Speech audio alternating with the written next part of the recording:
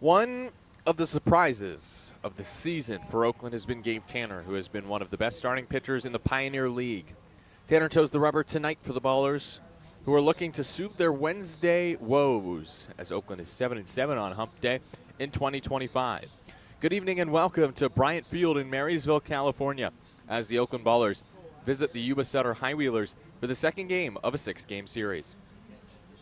I'm Nevada Cullen, and you're listening to Oakland Baseball on 860 AM The Answer and on YouTube. The two High-Wheeler wins against the Ballers this season have been near-carbon copies, both 12-8 scorelines, both Tuesday night series openers in Marysville, and both featured big innings for Yuba Sutter. This time it came in the form of a 9-run fifth. Bobby Leday smoked a go-ahead 2-run homer to left field, and Cooper Hext hammered a grand slam to right. Despite Oakland's best efforts, the Ballers could not come back. Last night, Yuba ended Oakland's 4-game win streak. Tonight, Oakland can return the favor with this starting nine, put together by Aaron Miles in his second year. Tremaine Cobb Jr. is the shortstop leading off. Isai Santos, the left fielder, hits second. Davis Druick is the center fielder, batting third. He had a homer in last night's game. Christian Almanza, first baseman, cleans up. Cam Buford, designated hitter, back in the starting lineup. Daniel Harris IV is the second baseman, batting sixth. Nick Leahy is the third baseman, batting seventh. Tyler Lozano, catcher, bats eighth. And TJ McKenzie is the right fielder, making his Oakland debut after being acquired Tuesday in a trade with the Colorado Springs Sky Sox. McKenzie's on a 7-game hit streak in which he's hitting .500, 17 for 34 with 23 RBI. The Ballers get him at a very good time. He's essentially been one of the best hitters in the league over the past week and is making his first appearance since Sunday against Grand Junction when he went 3 for 5 with 3 RBI. Gabe Tanner will get the start for Oakland. Yuba Sutter will roll with Jonah Jenkins. And here is how Billy Horton is in his second year as field manager lines up his Yuba Sutter High Wheelers. River Orsak is the right fielder leading off. Garrett Pike, center fielder, hits second. Bobby Leday, back-to-back 2-homer games, plays second and hits third. Cuba Best, the first baseman on a 6-game hit streak, bats fourth. Gio Brusa, the DH, with 3 straight multi-hit games, bats fifth. Cooper Hext is the left fielder, batting sixth. Mike Campagna, the catcher, bats seventh. The third baseman, Connor Denning, hits eighth. And Tyler Young is the shortstop, batting ninth. Those are your starting lineups for both teams as the High Wheelers take the field. It's about time for the Star-Spangled Banner. High Wheelers rolling with their military green uniforms with white pants. And it looks like there will be a singing of the anthem tonight. Nope. Wonder if we're going to play the anthem. I think that is the case today. Oh. All right, it will be a playing on the anthem. We'll let it play on the radio. And for those on YouTube, we will mute it to avoid copyright infringement.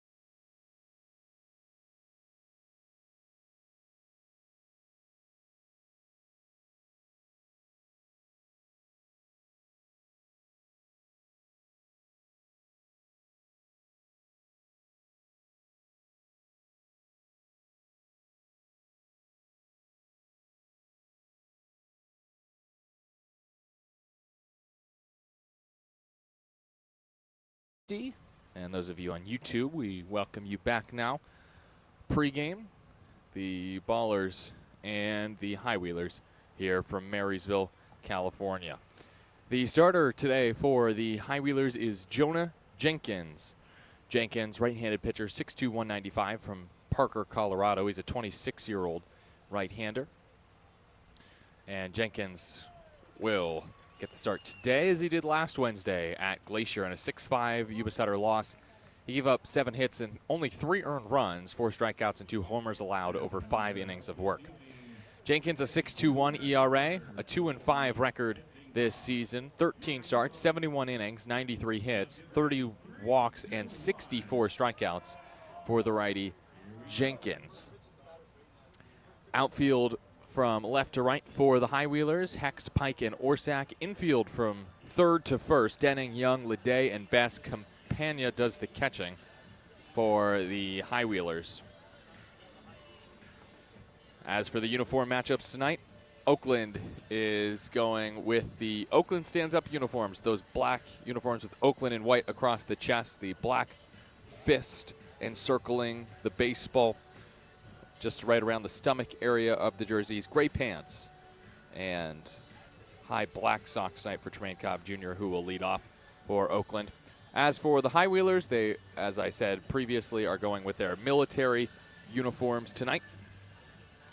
The military green, that army green color, with the High Wheelers logo affixed to the chest, right where a pocket would be, and then 3 military insignias up and down the right side of the jersey. White pants and high black socks to match the black cap for the pitcher, Jenkins.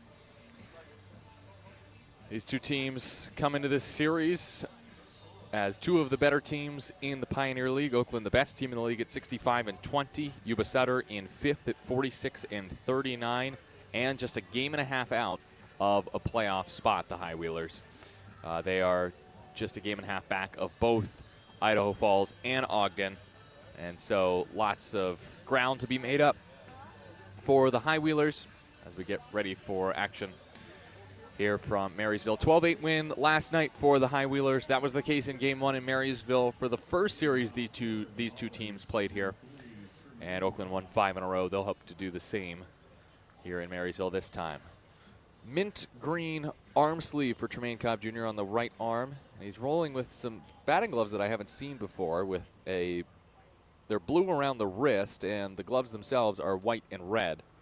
As Billy Horton and Aaron Miles exchange what looked to be a hug. And now he's talking to the bat boy. And the first pitch of the day is outside. Excuse me. Outside at 7:08 p.m. Pack time. So I get when I eat trail mix before the broadcast. Thanks for those of you tuning in on 860 AM The Answer and on YouTube. 1-0 toss from the righty Jenkins, and Cobb lasers it center field. Pike racing back. He's at the track. He can't even leap. It is off of the batter's eye above the metal green fence, and it's a second pitch solo shot for Tremaine Cobb Jr. in the top of the first. Dead central for Trey. 106 off the bat, 397 feet later, Oakland leads 1-0. Second pitch of the at-bat, and Cobb hits his 8th of the year. His first homer against the High Wheelers this season.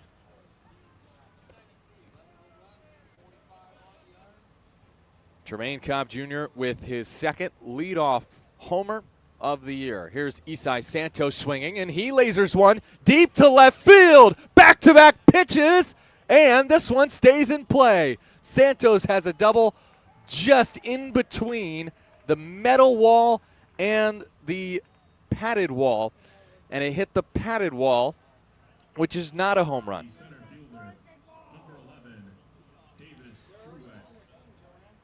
Back-to-back pitches thrown right down the middle by Jenkins, and Oakland is teed off. Very nearly back-to-back pitches and back-to-back homers for Oakland. Santos settles for a 342-foot double. Here's Davis Druick. Nobody out, runner at second. Next pitch is swung on and missed. He was hoping for another fastball. This was a breaking ball. Cobbs was an absolute bomb to center field. It's 1-0 Oakland with nobody out. In the top of the first, Druick takes a breaking ball in. Called a strike. Probably just a bit inside. Not a terrible call from Bill Shortridge, the home plate umpire. Robert McGee down the first base line. Jim Richens is at third. Jenkins way ahead of Druick. It's 0-2. The righty's pitch is in the dirt. It's 1-2.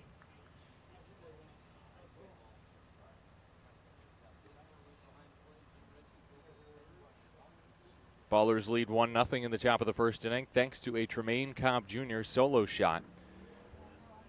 Druick has a home run off of Jenkins this season. It was a grand slam and homered yesterday. 1-2 pitch from Jenkins, and Druick lasers it through the right side, base hit. Late jump from Santos. He'll stop at third, and the Ballers, oh no, that ball is loose, and Isai Santos is coming home. It's an error, and it scores a run. The throw from Orsak and Wright was offline, and Santos comes home on the single from Druick. 3 straight hits, 2 runs have scored. The Ballers ambushing Jonah Jenkins in the first, as that's another middle fastball from Jenkins, his third of the inning that he has thrown in that middle portion of the plate. You look at TrackMan, the zone is split into ninths, and all 3 pitches that the Ballers have hit into play have been in that middle ninth of the zone. Brings up Christian Almanza, 2-0 Oakland. Nobody out, top of the first inning. First pitch from Jenkins. We'll have to wait as he spins and goes towards second. Druick has to walk back there.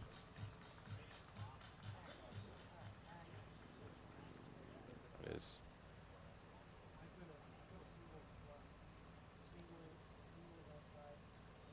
Almanza takes in the dirt. There's a wild pitch, and Druick goes to third.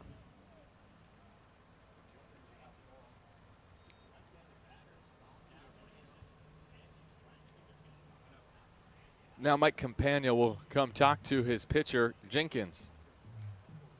Jenkins this season against Oakland has honestly just been decent. I mean, 5 innings, 3 earned runs on the 31st of July and a 5-4 Yuba Sutter loss. And then it didn't go quite as well for him in Oakland on August 6th. In an 11-8 loss, he gave up 4 earned runs over 4 innings. Gave up homers in each of those games, 1 to Danny Harris, 1 to Davis Druick.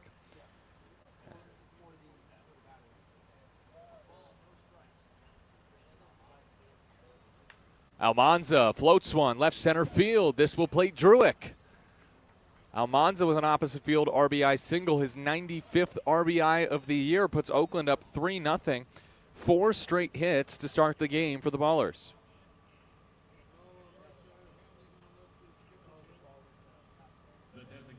And that'll bring up Cam Buford.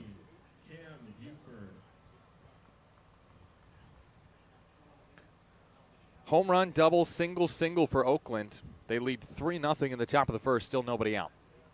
Here's Cam Buford, and he swings the first pitch and pops it up. This could be the first out of the inning. Best, though, running out of room, tries to reach over and grab it, but it's out of play.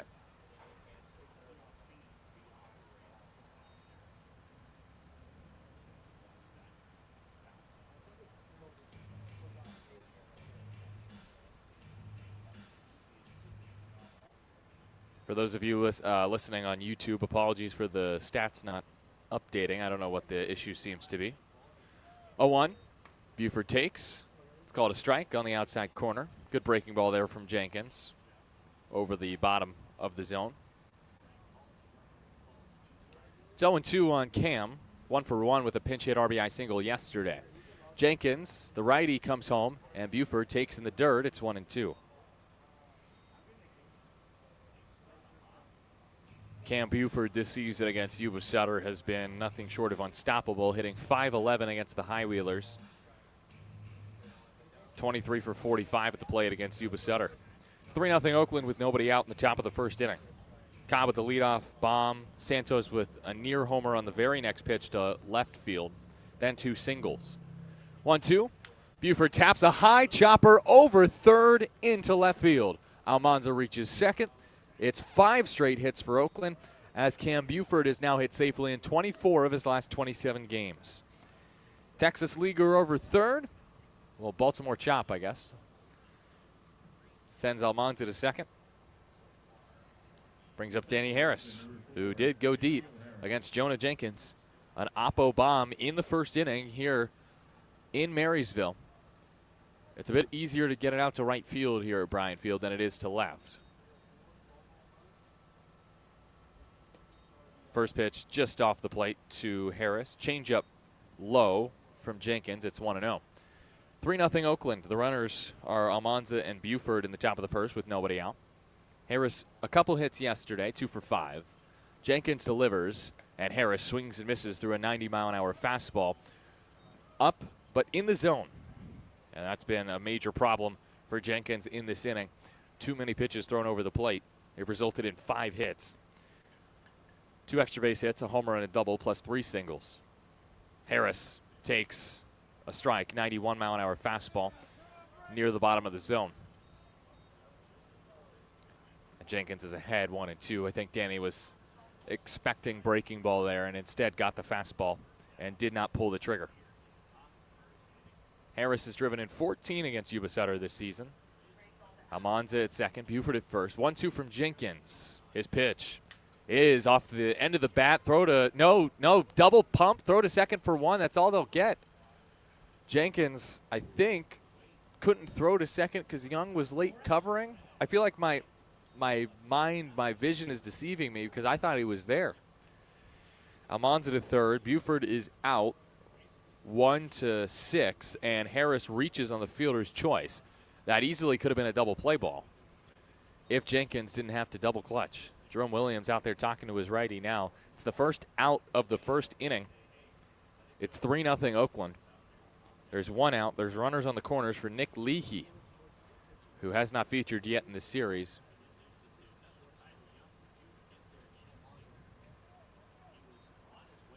Leahy talking with the catcher for Yuba Sutter, Mike Campagna.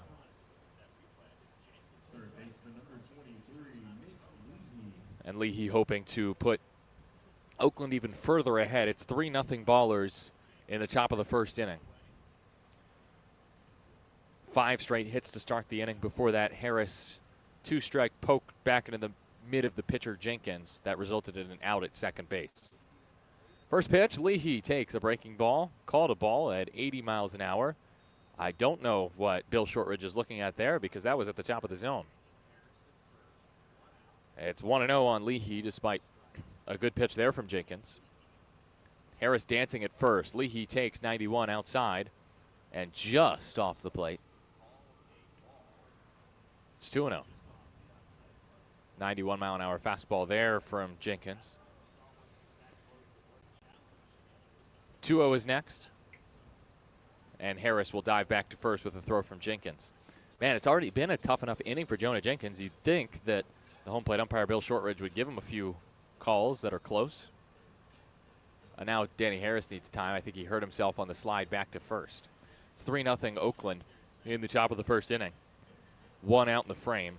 Leahy Sunday against Boise, 3 RBI, a double, and had the game-tying 2-run single up the middle in the 9th. Leahy through 52 games hitting .280 with 43 RBI. He's a .365 hitter with runners in scoring position. Not a bad guy for the Ballers to have up in this spot. Plus, it's a hitter's count with men at the corners and 1 out. Jenkins comes home. Leahy takes ball 3 low at 90. Fastball missed. And we're 1 pitch away from the bases being loaded for Tyler Lozano. Last time he was here playing in Marysville, he had a grand slam. 3-0. Leahy takes. It's nowhere close. 90 miles an hour outside. It has to be said, Jenkins was squeezed in that at bat. There was at least 1 pitch that should have been called a strike. I'm surprised that, honestly, 2 of them were called balls. And the bases are full of Oakland Ballers. This is the 8th hitter of the inning. Tyler Lozano hits with the bases loaded and 1 out in the top of the first. Oakland already up 3-0. They had 5 straight hits to start this inning, then a fielder's choice, then a walk to load them up for Tilo. Righty batter, Lozano takes outside. That's 5 straight balls. 84-mile-an-hour breaking ball from Jenkins off the plate. Lozano with the bases loaded this year. 2 for 3 with a double and a grand slam. 1-0. Lozano shoots it foul off the screen above the Yuba Sutter dugout on the right side. It's been a long inning for Jenkins. He's thrown 23 pitches and has recorded 1 out.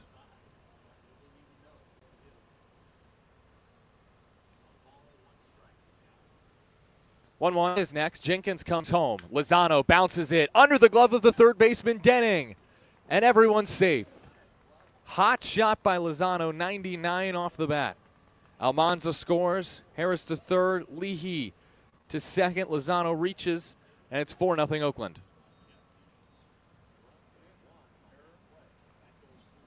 Right fielder number 6, TJ McKenzie. Bases full for TJ McKenzie, and his first Oakland at bat comes with the bases full of ballers. The former Sky Sock. First pitch. Hanging breaking ball high, 1-0.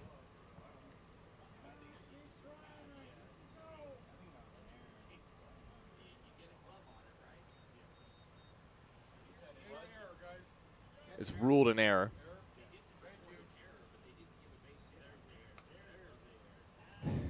Pitch outside to McKenzie. It's 2-0.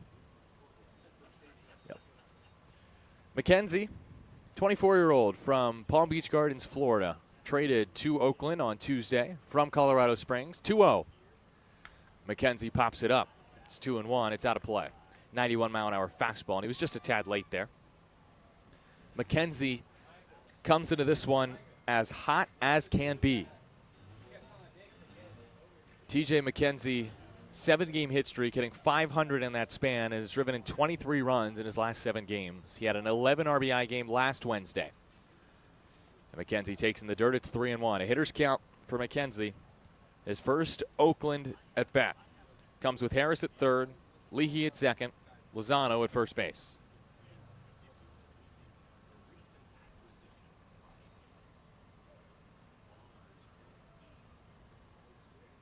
(3-1) is next from Jenkins. McKenzie check swing grounder towards first. A little indecision there from Bess. A run scores. And it's an RBI from McKenzie. His first Oakland plate appearance ends in a 3 unassisted ground out. But that check swing little grounder will do it. It's 5-0 Oakland. And Tremaine Cobb Jr. will come up to bat again. That's now 24 RBI for McKenzie in his last 8 games. Cobb home run to center field his first time up, dead center. And Cobb takes a strike to start this at bat. 91, just at the bottom of the zone. Good pitch there by Jenkins. 5 hits in the inning for Oakland and 5 runs.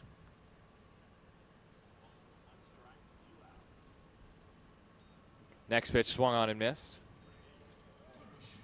It's 0-2. That was a breaking ball.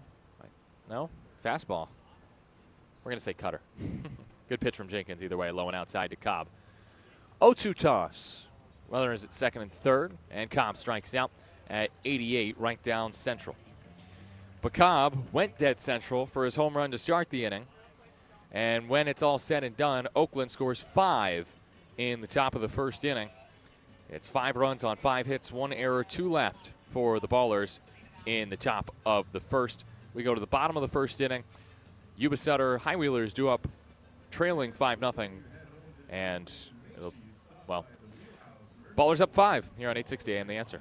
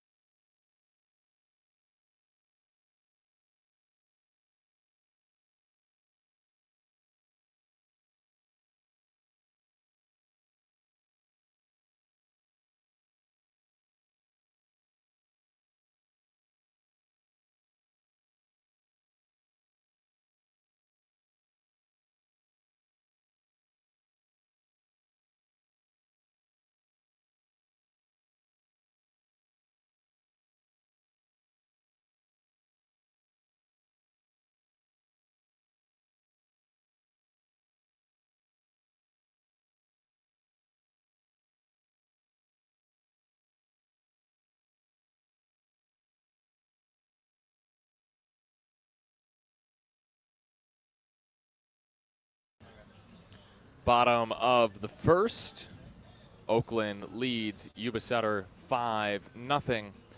A 5 spot in the first inning for the Ballers on 5 hits, including a Tremaine Cobb Jr. solo shot to lead off the game. Second time this season he's led off the game with a home run. Here's the lineup for the High Wheelers again. It's Orsak, Pike, and Leday, Best, Bruce, and Hex, Campagna, Denning, and Young. As for the pitcher for the High Wheelers, it is, pitcher for the Ballers, it is Gabe Tanner. Tied for third in the league among starting pitchers with his 3.58 ERA. He's pitched in the 7th in 3 straight starts, including Thursday against Boise. Career high 6 Ks in 6 2/3 innings, 4 runs, 3 earned runs, his second quality start. Tanner, the 6'5 righty, 225, 23 years old from Danville, California, has a 3.58 ERA, 7-0 record. This is his 9th start. First pitch to River Orsak is a strike, 0-1. 60 in a third inning, 60 hits, 20 walks, and 40 strikeouts for the right-hander, Gabe Tanner. Orsak, meanwhile, 1 for 5 yesterday. The right-handed batter swings and bounces one softly to short. Cobb gobbles it up, throws with plenty of time, and beats Orsak by a few steps. That's how the bottom of the first gets going for Gabe Tanner. The defense behind him. In the outfield, left to right, Santos, Druick, and McKenzie. Infield from third to first, Leahy, Cobb, Harris, Almanza. Lozano does the catching for Tanner. Brings up Garrett Pike. First pitch to the lefty Pike is bounced to first. Almanza fields. He'll take it himself and beat Pike by a step and a half. Back-to-back pitches, back-to-back groundouts for Gabe Tanner, who has needed just 3 pitches to get the first 2 outs of this inning. And he's just doing what he does best. 81 exit velo on the first groundout. That was 71 miles an hour off the bat of Pike. A lot of weak contact and broken bats against this righty. Here is Bobby Leday. First pitch swinging, fouls it off of himself, 0-1. And Leday did not have a multi-home run game this season until Sunday when he went yard twice. Then he did it again yesterday. And the High Wheelers will need it again today as they trail 5-0 in the bottom of the first inning. Oakland with a 5 spot in the top half of the first inning of this ball game.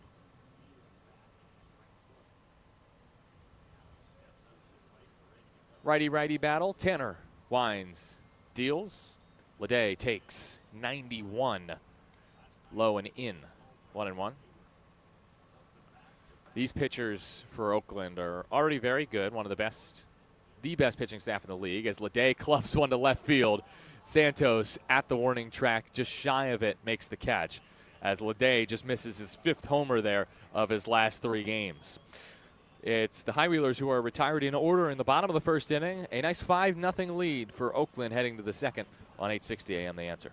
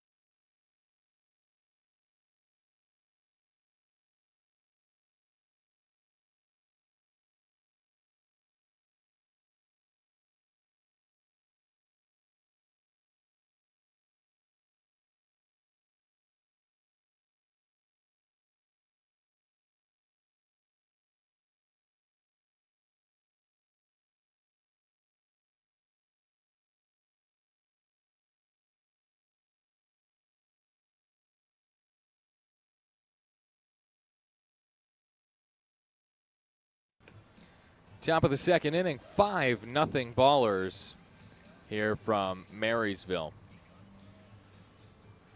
A 5-run top of the first inning. And the Ballers will send 2, 3, and 4 to the plate for the second time in this game here in the second. Santos, Druick, and Almanza due up in this inning. Jonah Jenkins, his first 2 times against Oakland, allowed no more than 5 runs. Let me double check that.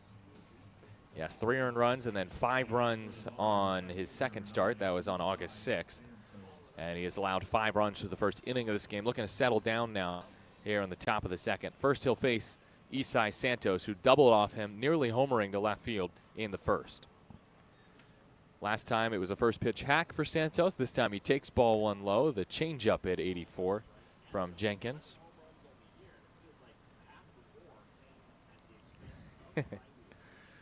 1-0 pitch. Santos takes a strike, 1-1. I can hear the other broadcast from here, so they were just commenting on the fact that Isai Santos has 11 home runs against the High Wheelers and 11 home runs on the season. It feels like most of those have come against Yuba Sutter. Well, they're not wrong, as Santos takes in at 78 for a called strike, even though it was in. It's 1-2. And, well, here's how right they are. 6 of his 11 homers have come against Yuba Sutter this season. He has 2 multiple home run games against the High Wheelers. 1 here and 1 at Raimondi. That was a 3-homer game. 1-2. Santos pokes it towards second. Leday over to his side to make the play. Low throw to first. And Leday will do that at times. Moved over to his left to make the play for out number 1. So this time the first batter hits into the first out of the inning instead of it not happening until 6 batters in like it did in the first. That brings up Davis Druick here in the top of the second inning. Druick with a single his first time up, ripped into right field. First pitch, Druick takes in, 1-0. Druick now on a 6-game hit streak, 9 for 20 in that span, hitting .450 with 4 home runs, 2 of them on Friday in a 2-homer game. 1-0, Druick takes low and in, it's 2-0.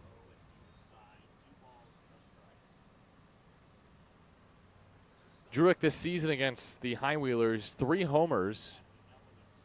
The 2-0 is low at 90. That looked like a cross-up almost between Campagna and Jenkins. Maybe Jenkins just missed his spot there. Druick's single in the first was his first hit against the High Wheelers this year that wasn't a home run. On 3-0, Druick takes strike 1, 89 at the bottom of the zone. And he'll look to hit here. I'm honestly surprised he didn't have the green light on 3-0 in a 5-0 game in the top of the second. 1 out, base is empty. Jenkins from the windup comes home. Druick hits it foul. He was early on 90. Pitch was definitely a better location on 3-1 than some of the other pitches we've seen from Jenkins tonight. The first 3 hits of this game for the Ballers were all on pitches in the middle 9th of the 2D strike zone on TrackMan. The very center of the strike zone, and that's what led to a loud first inning for the Oakland Bats. 3-2. Druick does not swing at 80 miles an hour, tucked beneath the zone and a bit inside. Breaking ball, and he lays off for his team-leading 50th walk of the season. A 1-out base runner for Oakland. That's the second walk from Jenkins. Jenkins at 42 pitches, and he's only recorded 4 outs in this game. Next, Christian Almanza in the top of the second. Almanza with an RBI single his first time up, just blooped into left center field. First pitch from Jenkins. Almanza takes outside at 90, 1-0. Almanza, with that RBI knock, is now on an 11-game hit streak. Came in hitting .452 over his last 10 games. 19 for 42 at the plate with 18 RBI, 5 doubles and 5 homers. Druick gets his lead at first. 1-0 toss. Druick runs, pitches a ball, throw down way offline. I don't think Campagna ever had a good grip on it. It's a stolen base for Druick. Davis Druick with his 12th stolen base of the year. He's only been caught once. Baller's not afraid to run on Campagna, who's honestly a pretty good catcher. He's thrown out 11 base runners.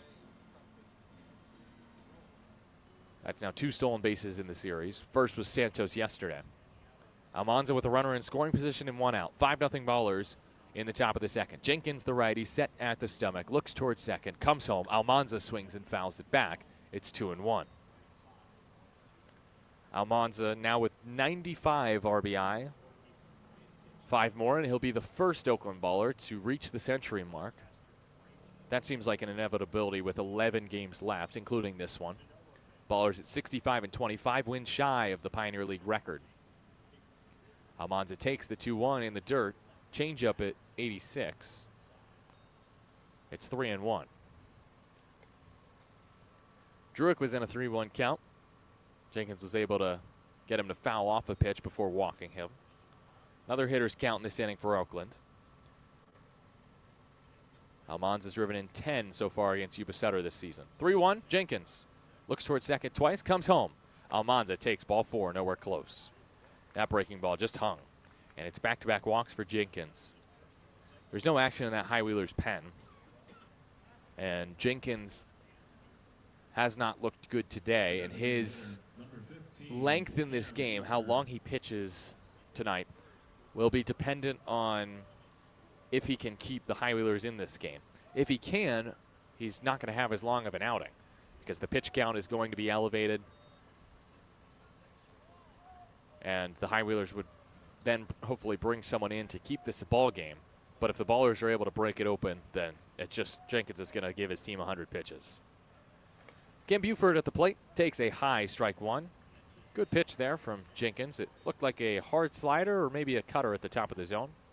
It's 0-1 on Buford, who singled his first time up. A Baltimore chop thumped over the third baseman Denning and into left field. 0-1, and outside, called a strike, 89. That's challenged by Buford because that's not close. 2 balls off the plate. And Oakland's going to be 1 of 1. And the count, instead of 0-2, it's 1-1 on Buford. It was certainly a generous call from Bill Shortridge behind the plate, who does have an inconsistent zone at times, and we see it on that one. Runners are Druick and Almanza. They've both walked here with 1 out in the top of the second. It's 5-0 Oakland over Yuba Sutter. 1-1 toss from the righty Jenkins to the right-handed hitting Buford. Pitch. Bounce to short. Chance for 2. Throw to second for 1. Leday's throw to first in time to get Buford. It's a 6-4-3 twin killing. So 2 walks, but Jenkins does not get hurt by those walks, as there are no runs scored on no hits, no errors, and 1 left for Oakland in the top of the second inning. We go to the bottom of the second. High Wheelers coming back up to bat against Gabe Tanner when you return on 860 AM The Answer.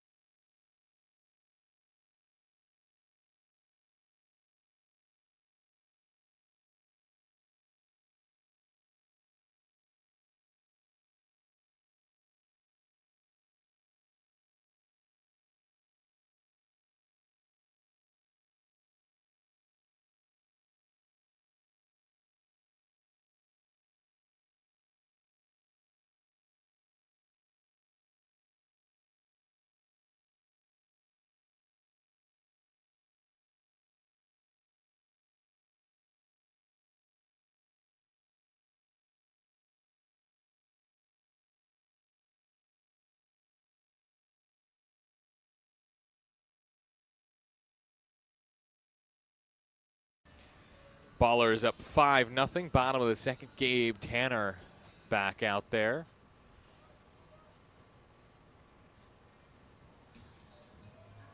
It's 4, 5, and 6 that he will face here in the bottom of the second. Yuba Sutter will send some of their big sluggers to the plate. Cuba Bess, Gio Brusa, Cooper Hext due up. Bess 1 for 4 on Tuesday on a 6-game hit streak. Had a 2-run homer and a 4 RBI game Saturday at Glacier. He has 94 RBI, which entering today is tied for 7th in the Pioneer League. The big lefty swats the first pitch he sees into left center field. Over is Druick. Druick dives. Got it. 1 down. Nice catch by Druick. Nothing out of this world, but it was a very good effort from Davis Druick out there in left center to chase that one down, dive, and make the catch. Did he have to dive on that play? I would say yes, because I think it would have been very awkward if he did not dive.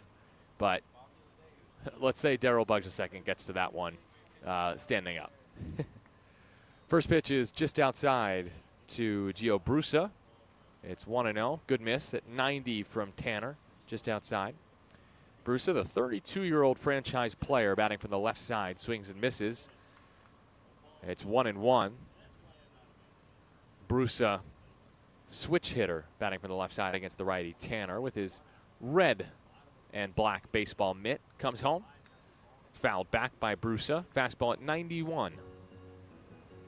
I started to mention the mound at least. These Ballers pitchers love this mound here in Marysville. It is very well made. They say it has a very nice slope to it that allows them to gain momentum and throw harder as a result.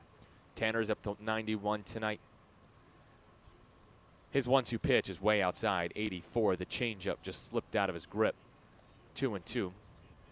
Brusa 2 for 4 yesterday, 3 straight multi-hit games for the Lodi, California native. Central Valley represent. 2-2. Outside, another changeup. Tanner trying to get a feel for it. 84-mile-an-hour pitch, misses badly. The count is full.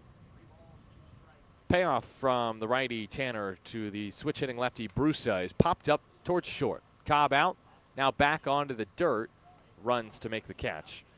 And there's 2 away. 5 up, 5 down for Tanner so far. This is just how the cookie has crumbled for him this season. There's a bat dog, by the way, out there for the High Wheelers who just retrieved the lumber. But for Tanner, you think of Reed Butts and Zach St. Pierre at times this season. It's been the slow starts, but the great finishes. Tanner, it's just he's great all the way through, and he'll just give up a home run here or there. Biggest home run of last night's game was a grand slam by Cooper Hext. He's at the plate batting from the left side, squaring to bunt, and then pulling back on the changeup at 86 outside, 1-0. Tanner does not have a feel on that changeup so far. One of 6 pitches that Tanner throws. 1-0. 90 miles an hour, called a ball and challenged by Tyler Lozano. And that's going to be overturned to a strike. Oakland 2 challenges so far, and they've been right on both. That one, according to the 2D zone, just clipped that high outside corner. So, again, not a terrible call by Bill Shortridge. Not like that first one to Cam Buford when he was at the plate, but definitely one that should have been called a strike from the get-go. Oakland has 4 challenges remaining, if they can get at least one of them right.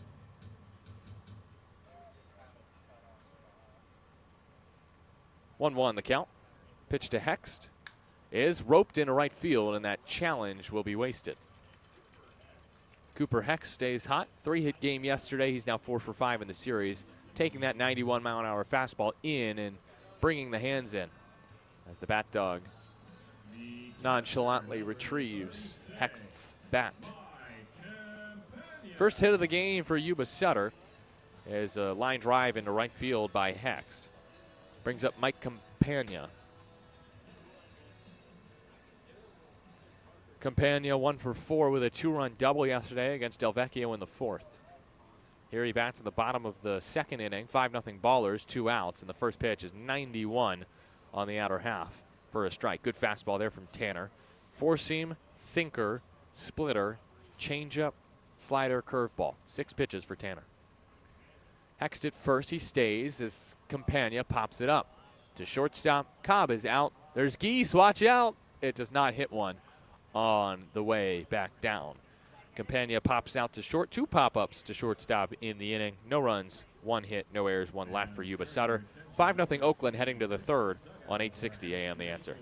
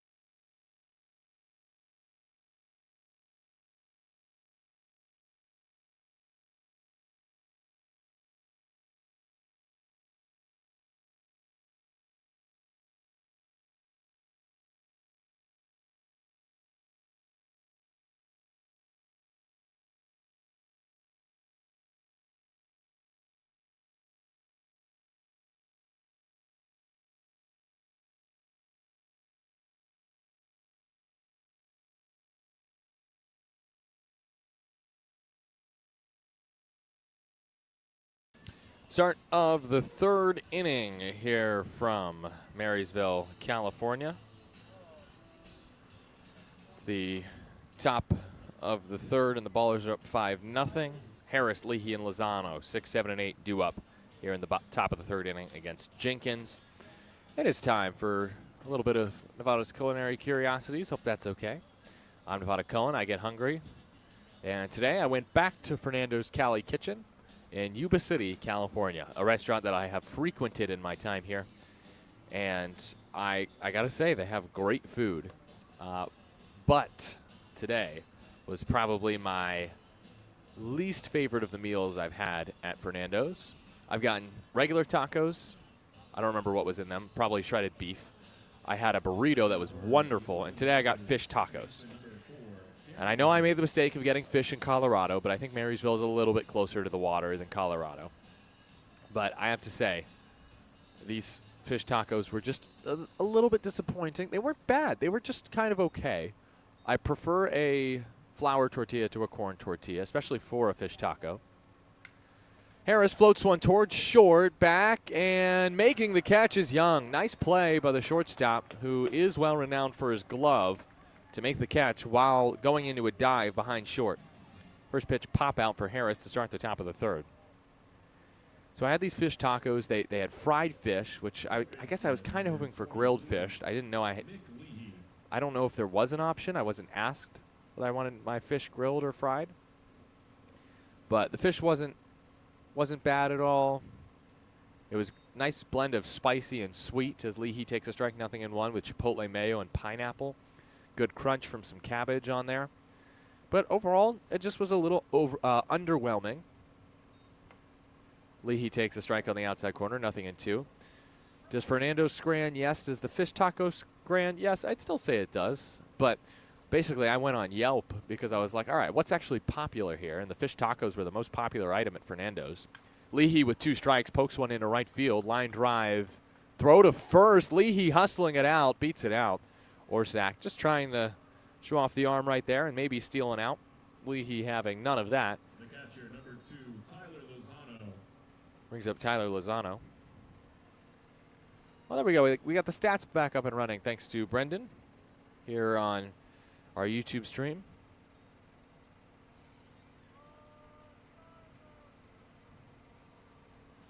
Here's Lozano. Reached on an error first time. First pitch hack and a miss from Tilo. It's 0-1. Got the fastball up at 89. Leahy at first with 1 out. Ballers up 5-zip in the top of the third inning. The next from Jenkins, the righty. At the stomach with the glove. Comes home. Lozano pops it up on the right side of the infield. Lede should have this.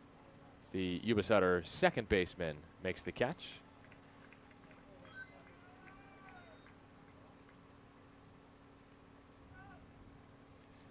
So there are 2 away. Brings up TJ McKenzie, again making his Oakland debut. Do I have any more thoughts on that fish taco? Oh, it was served with beans and rice, refried beans, which is one of my preferred methods of eating beans.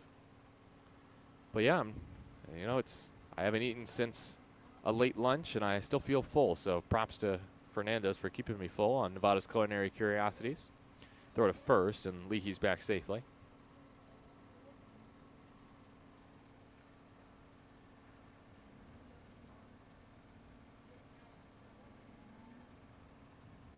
Right-handed batting, McKenzie at the plate against the righty Jenkins. First pitch outside, called a strike, 0-1. Did get the outside corner. McKenzie in his first Oakland at bat with the bases loaded, grounded out to first, brought a run home, so he has his first Oakland RBI. Now 65 RBI on the season for McKenzie as he checks his swing at 89 low. It's 1-1.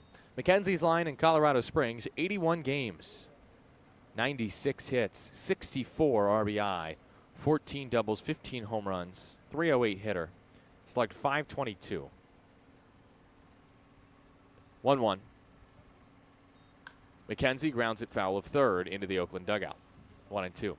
So I think the most notable part of that line for McKenzie is the 81 games played for the Sky Sox. That means he's one of the guys who gutted it out. I think that says a lot about McKenzie's character, that He started the season as a member of the Northern Colorado Owls. They went through a rebrand. They were basically a traveling team for much of this season. 1-2. McKenzie swings and misses. He's got a nice long swing, but that bat did not come up with any contact there on the wipeout slider from Jenkins, who gets his second K.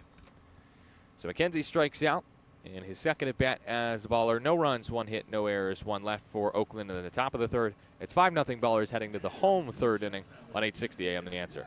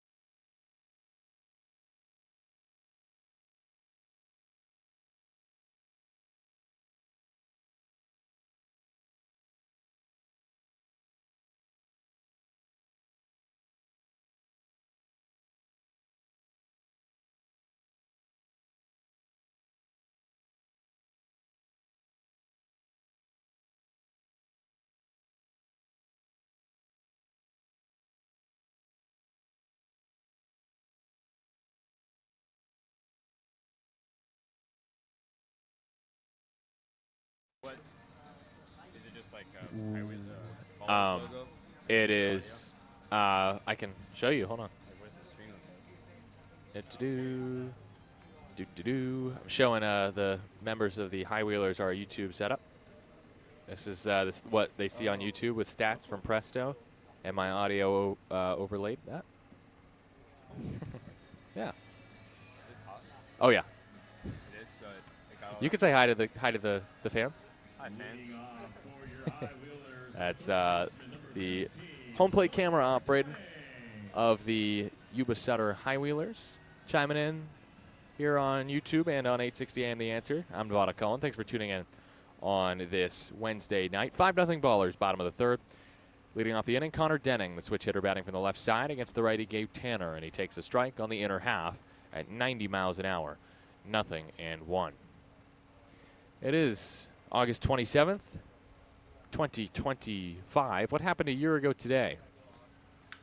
That ball is clubbed in the air center field, sending Druick back just shy of the track. He makes the catch.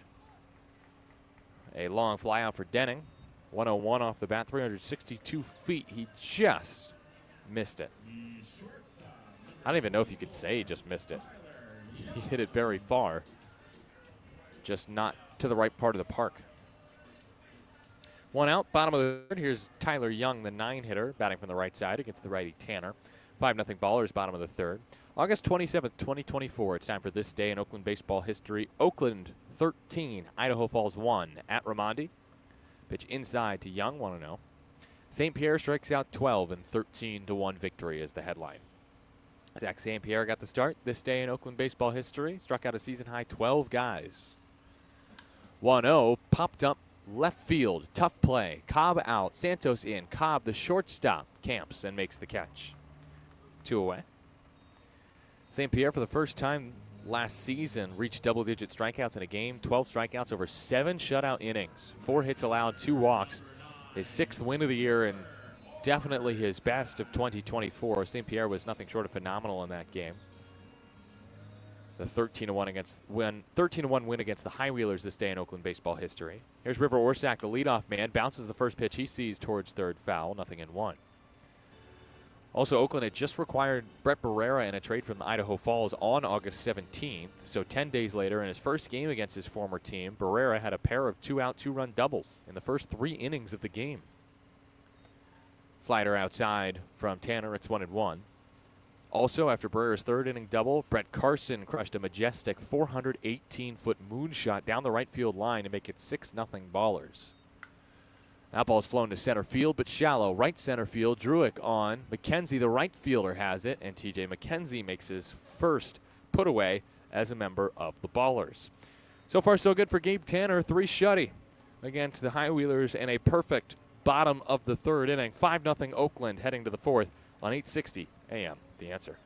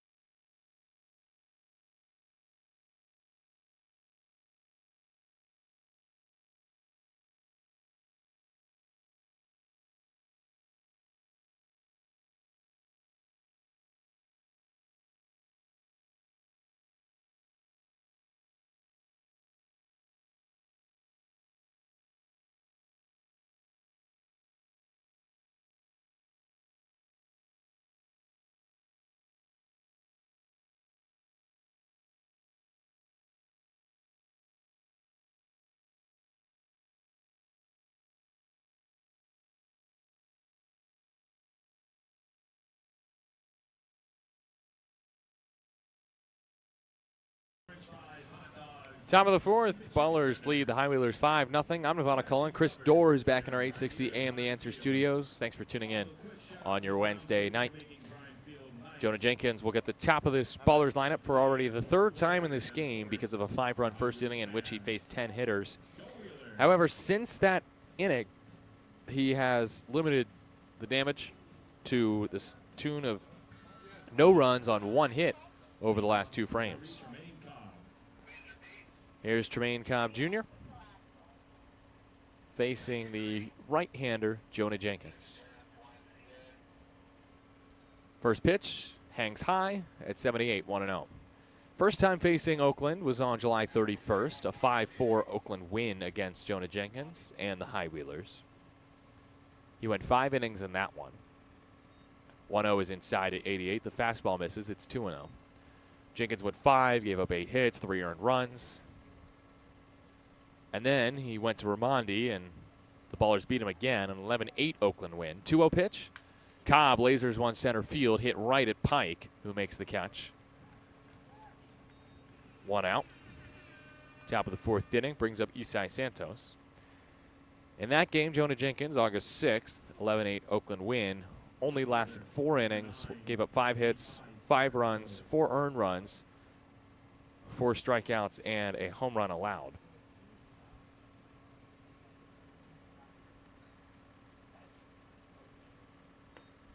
Isai Santos takes ball 1, 90-mile-an-hour fastball in. Today, it's 5 runs, 3 earned for Jenkins.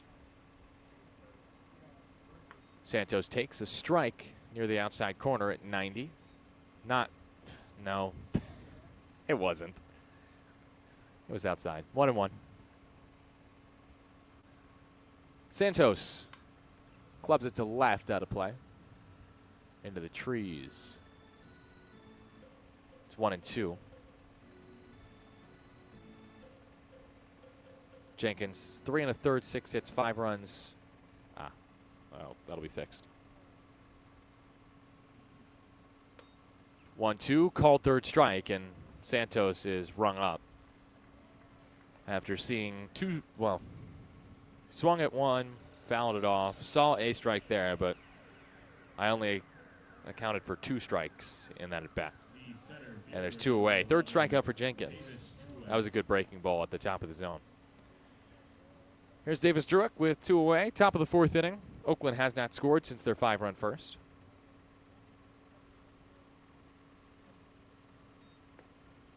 And the first pitch to Druick stays outside. Nope, just low actually. 79-mile-an-hour breaking ball to Druick. It's 1-0. Druick has reached twice, single and a walk. He has hit well against Jenkins this year. And Druick sends one high in the sky to left field. Hext has it. Hext over to his right. Makes the catch for out number 3. It's a perfect inning for Jonah Jenkins, the first of its kind. We go to the bottom of the fourth inning. 5-0 Oakland over Yuba Sutter on 860 AM The Answer.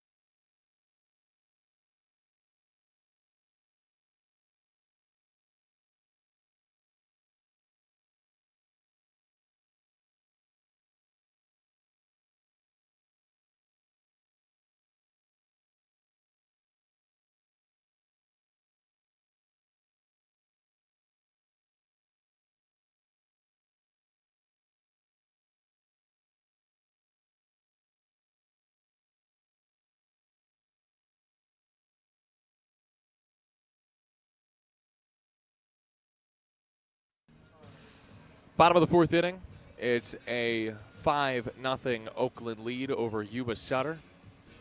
Garrett Pike will lead off the bottom of the fourth for the High Wheelers. I'm Nevada Cullen with Chris Dorr in our 860 AM The Answer studios. It is time for the wide world of baseball here in the bottom of the fourth inning. For those of you who didn't hear it before, it's time to reintroduce you to Marysville, California. It's the hometown of the High Wheelers this year. They were in Davis, California last year. Marysville is a city in and is the county seat of Yuba County, California, located in the Gold Country region of Northern California. Part of the Yuba Sutter area of Greater Sacramento, Marysville, 50 minutes north of Sac. Right across the Feather River, you'll find Yuba City to the west. And also, main geographical feature of the town are the Sutter Buttes. It's half an hour west of Marysville. Small circular complex of eroded volcanic lava domes, which rise as buttes above the flat plains of the Sacramento Valley. Here's Garrett Pike from the left side. Takes high at 89, 1-0. July is the driest and hottest month here in Marysville. This month, August, well, it's still been hot. Pitch low and away. 2-0 on Pike. But there was a little bit of moisture in the air on Tuesday. It rained before the game nearby, and it was a cooler day. Today, it's also not bad at first pitch. 3-0 now, 89 high and away to Pike. 89-degree first pitch here from Marysville. Boy, does this beat Davis, California, when we had plus 100 temperatures at first pitch. 3-0 is a strike, 3-1. And that was mostly because we were playing day games with no lights at Dobbins Stadium. Whew. I do not miss that. Thank you, Brian Field, for providing the lighting. 3-1, called a ball, 89 off the plate, outside. 5-pitch walk for Garrett Pike. He's the first base runner since Cooper Heck's single in the second. Second baseman, number 11. Bobby Leday is next. Marysville population of 12,714 as of 2024. Honestly, impressive turnout. Yesterday, 1,200 fans in attendance. First to Bobby Leday is outside, 1-0. That would be a tenth of the city, not factoring the part that, you know, the Yuba Sutter area is greater than just Marysville. There's Yuba City and so forth and so on. Ground ball towards short. Cobb goes to second for one. Throw to first by Harris is just in time. 6-4-3 twin killing. Rolled up by Gabe Tanner. Big surprise.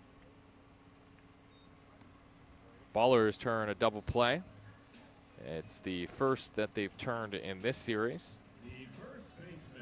And there are two away here in the bottom of the fourth on the wide world of baseball.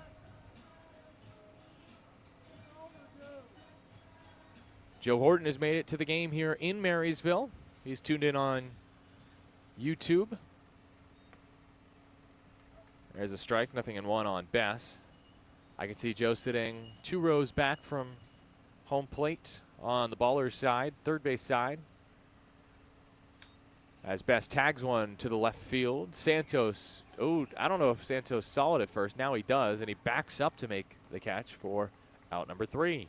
No runs, no hits, no errors, none left after a double play in the bottom of the fourth. 4 scoreless for Gabe Tanner. And Oakland leads 5-0 heading to the 5th on 860 AM The Answer.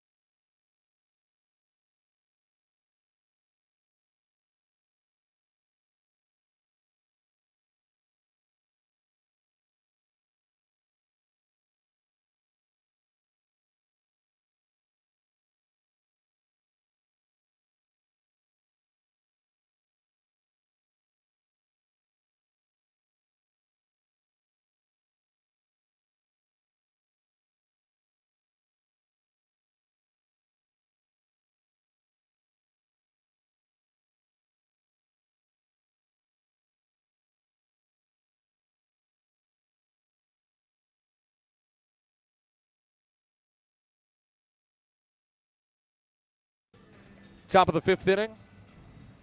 The Oakland Ballers lead 5-0. All the runs in this game have come in the first inning, a 5-run first for Oakland.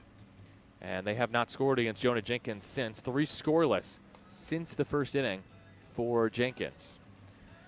Almanza, Buford, and Harris to hit here in the top of the 5th inning against Jenkins. All right, it's time for the question on the answer here in the top of the 5th inning. And I am just copying and pasting a question asked by, I believe it was the Buttses, Jeff and Nancy, who asked what your favorite font is. So we already have some answers. Josh goes with Helvetica. David Smith, Trebuchet. Robert Sullivan, CS Reaper. Of course it is.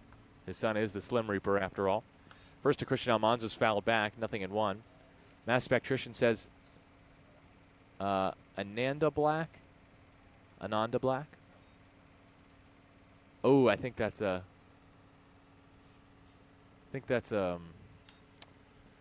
bloops one towards left field, falling fast, falling foul. I think that's a play on words by Mass Spectrician. Josh says Geometro. I don't think that's a font. All right, refresh me on your favorite fonts. Don goes with the funny answer, Comic Sans. Josh chimes in again with the font on my paycheck. There's a good answer. 0-2 from Jenkins to Almanza, who's reached twice with a single and a walk. Almanza takes high and away. Fastball 1-2.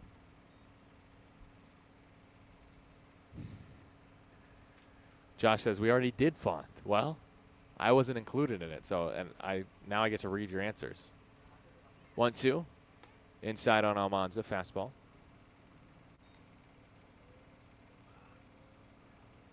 Mike Davey says Papyrus. That's Mike the Hot Dog Mayor.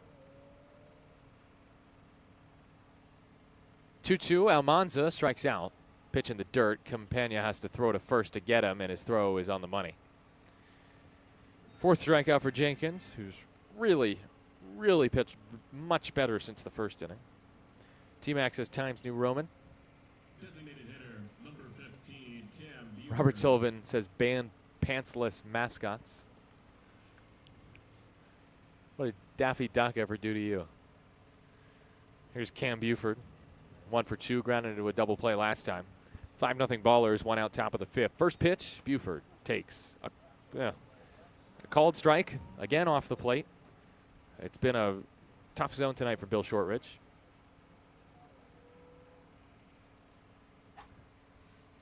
0-1. Buford taps it off the screen to Danny Harris in the on-deck circle. Cool as you like, 0-2. Tony Peterson says the Oakland Ballers game notes are made from Industry and Bebas Nue Pro. Those fonts I have not heard of either. Well, I think I've heard of Industry. 0-2. Buford takes. Ball 1 low. Just missed. Now, how does Tony Peterson know? I wonder if he's related to Tyler Peterson, because Tyler makes the game notes. 1-2 breaking ball hit towards third. Backhand Denning. His throw to first is in time to get the speedy Buford. 2 up, 2 down for Jenkins in the 5th. He's now retired 6 straight. Bob says Times New Roman's his favorite font here on Question on the Answer. Second baseman, number 4, Daniel Wingdings, says Carl. Rat Fink, says T-Mac. K-Bell, Monopoly, home plate drums. UC Berkeley, old style. Good answer, Mike the Hot Dog Mayor. Danny Harris fouls one back, 0-1.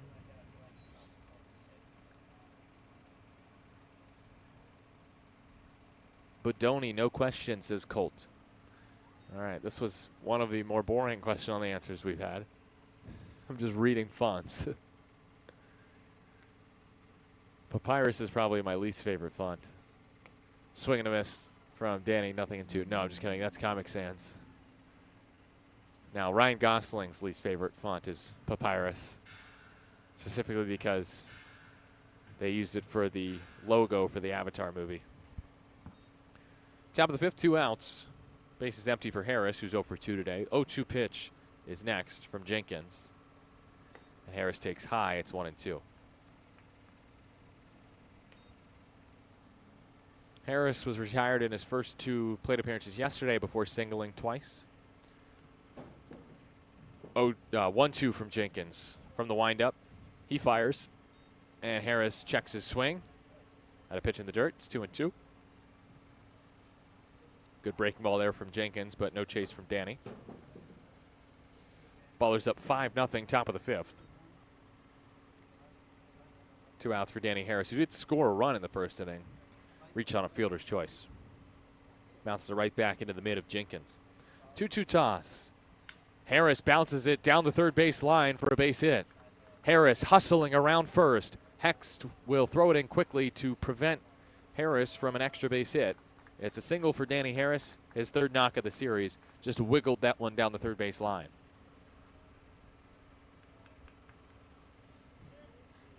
Oakland dugout on the third base side was asking for a sally from Harris. They got a very muted celebration at first base from Danny, as Nick Leahy will stride to the plate from the right side.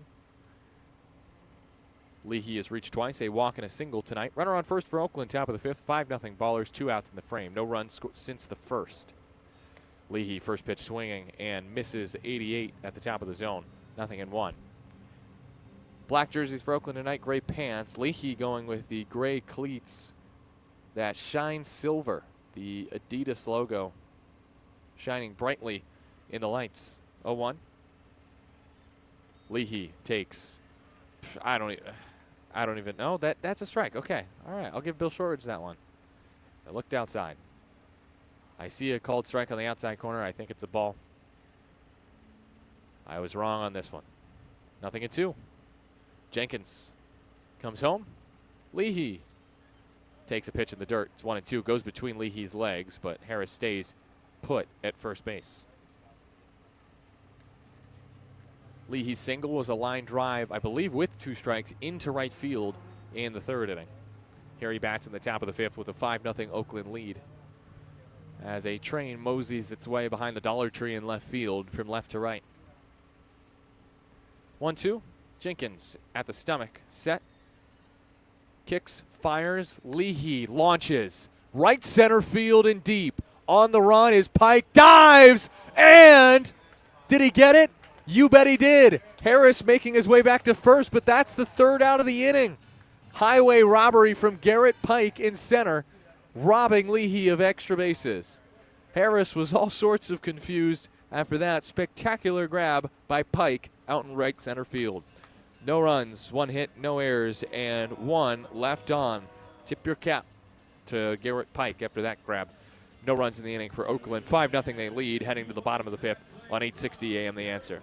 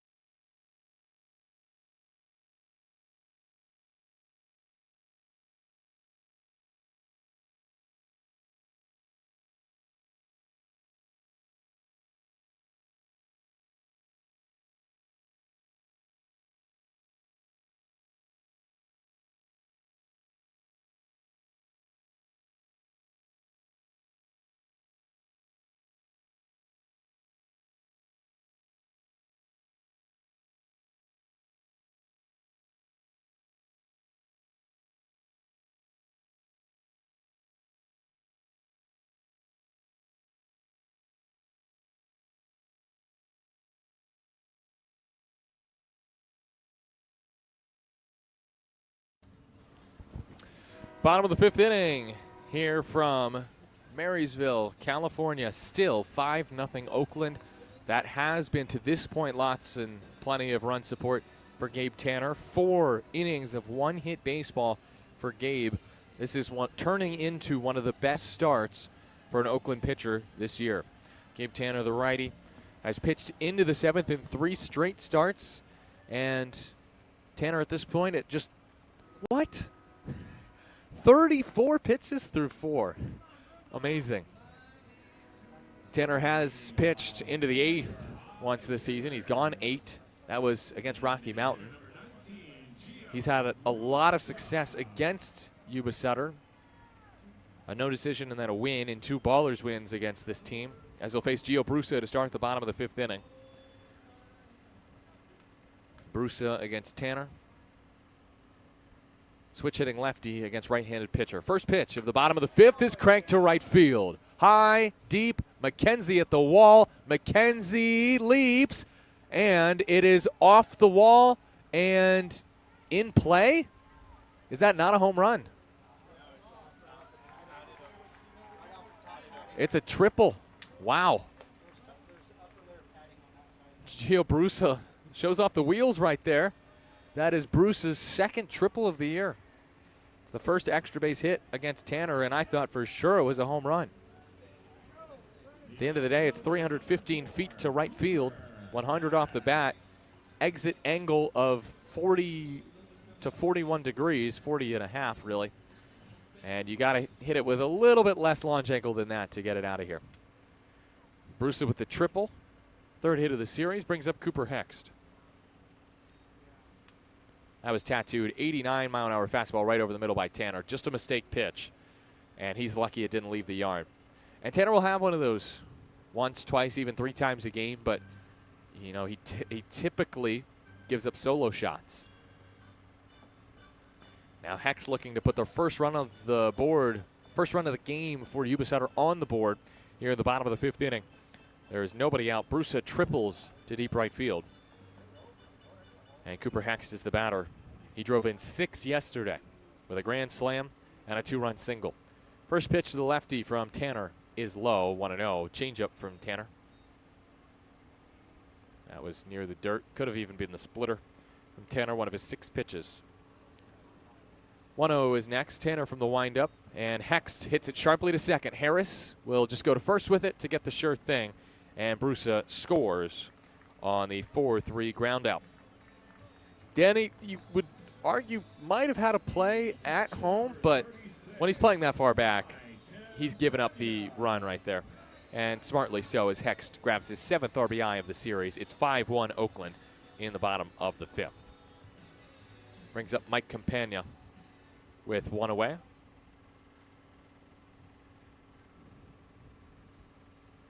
One out in the inning, and Campagna pops it up again. Popped up to short first time, pops up to first, and foul ground this time as Almanza takes the ball into his glove with Campagna circling him. And there are 2 away. Tanner against Yuba Sutter this year, a 10-6 win for Oakland on August 2nd here. This was a Saturday game that Tanner pitched in. 5 innings, 9 hits, 2 runs, just 1 earned, 3 walks, 2 strikeouts.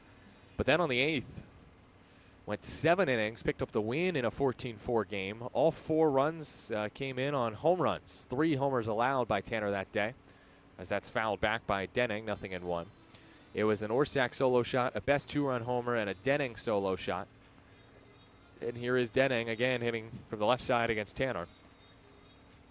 That was a 7th inning homer for Denning on the 8th of August against Gabe Tanner, who got the win that day. Only 4 earned runs allowed over 7 innings. Denning takes a changeup outside 1-1. That pitch has not been in Tanner's control tonight.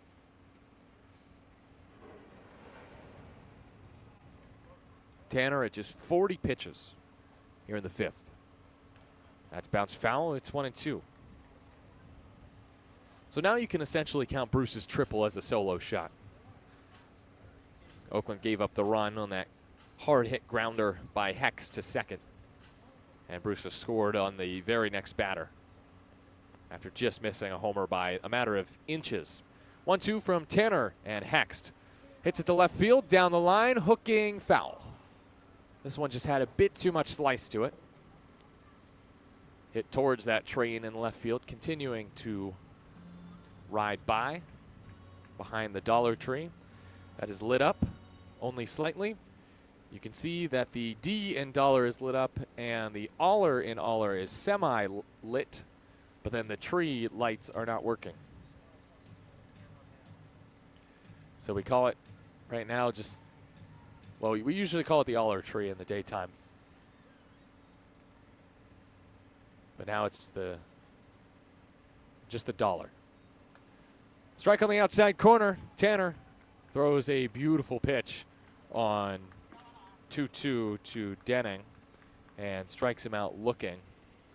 It is Tanner's first strikeout of the game, and it comes in the bottom of the fifth. 1 run on 1 hit, a triple by the High Wheelers' Gio Brusa, and the High Wheelers are finally on the board after 5. It's 5-1 Oakland over Yuba Sutter on 860 AM The Answer.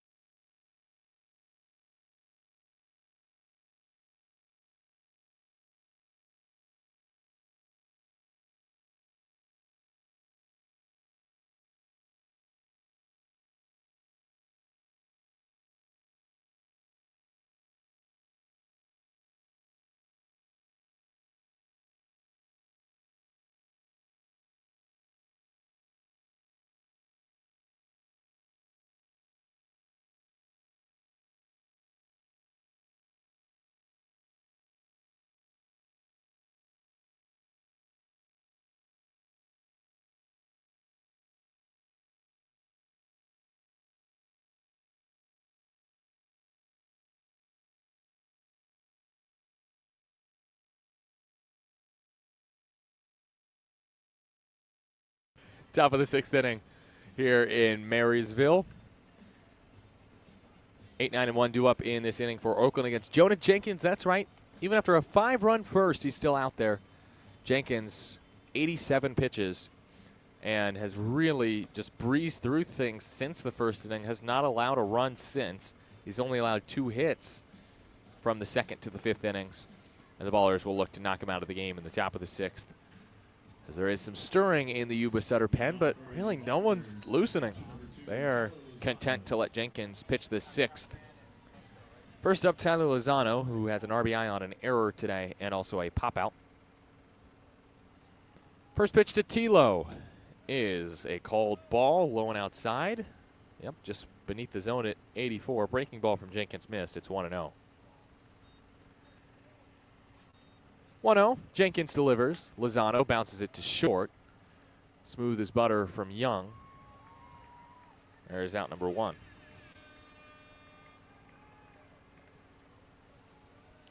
Brings up the 9-hitter, TJ McKenzie.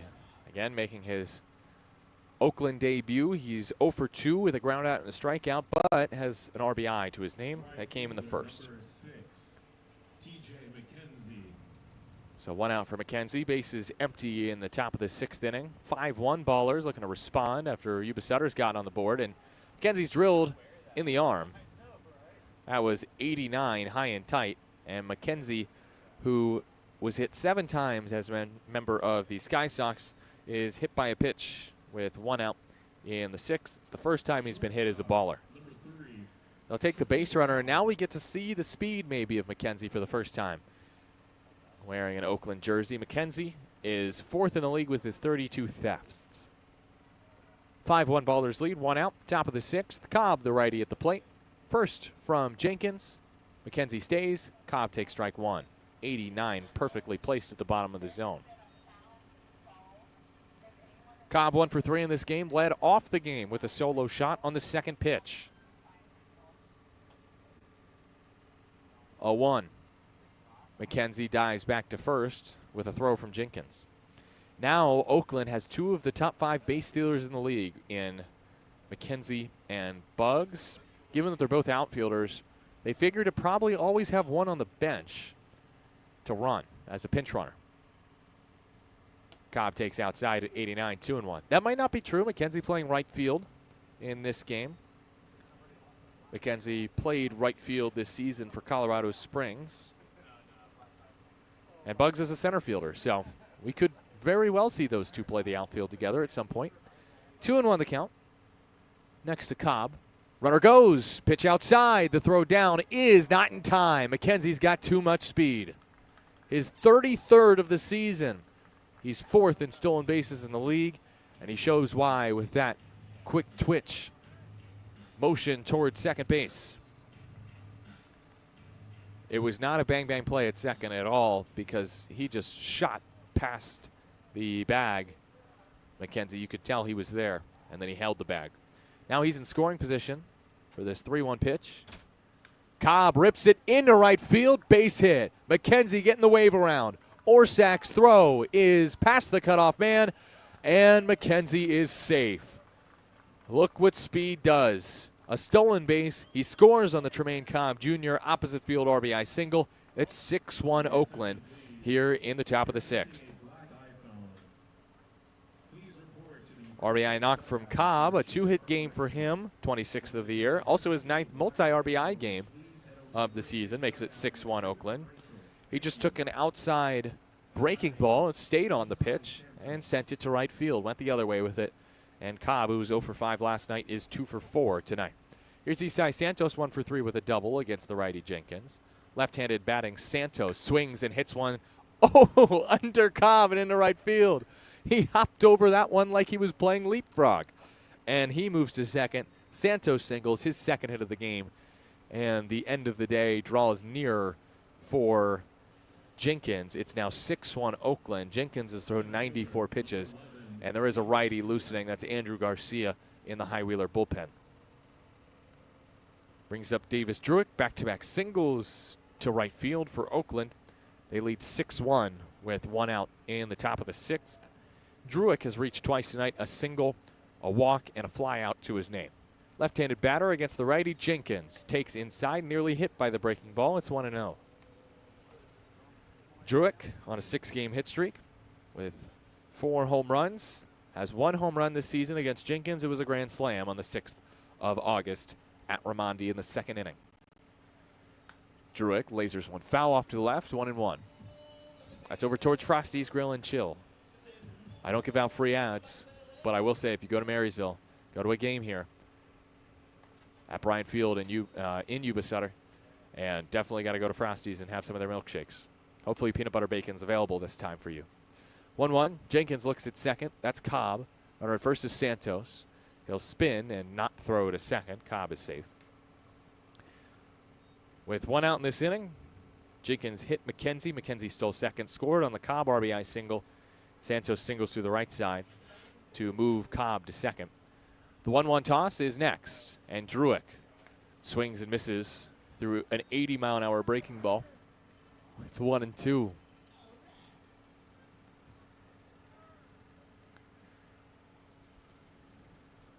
Druick just 4, I should say, for 28 against Yuba Sutter this season. With 2 strikes, he's hit by the pitch. That's the 2nd hit batter of this inning. He was hitting the leg this time, at least to my eyes. And the bases are full for Christian Almanza. And that could do it for Jenkins, or not. He is at 98 pitches. There's a righty warming in the pen. Cam Buford a righty on deck. Almanza's a lefty. And now Mike Campagna will come talk to his pitcher, Jonah Jenkins, who has seen the last 4 reach by way of singles and hit by pitches. 2 batters hit in this inning, and 2 singles have loaded him up for Almanza.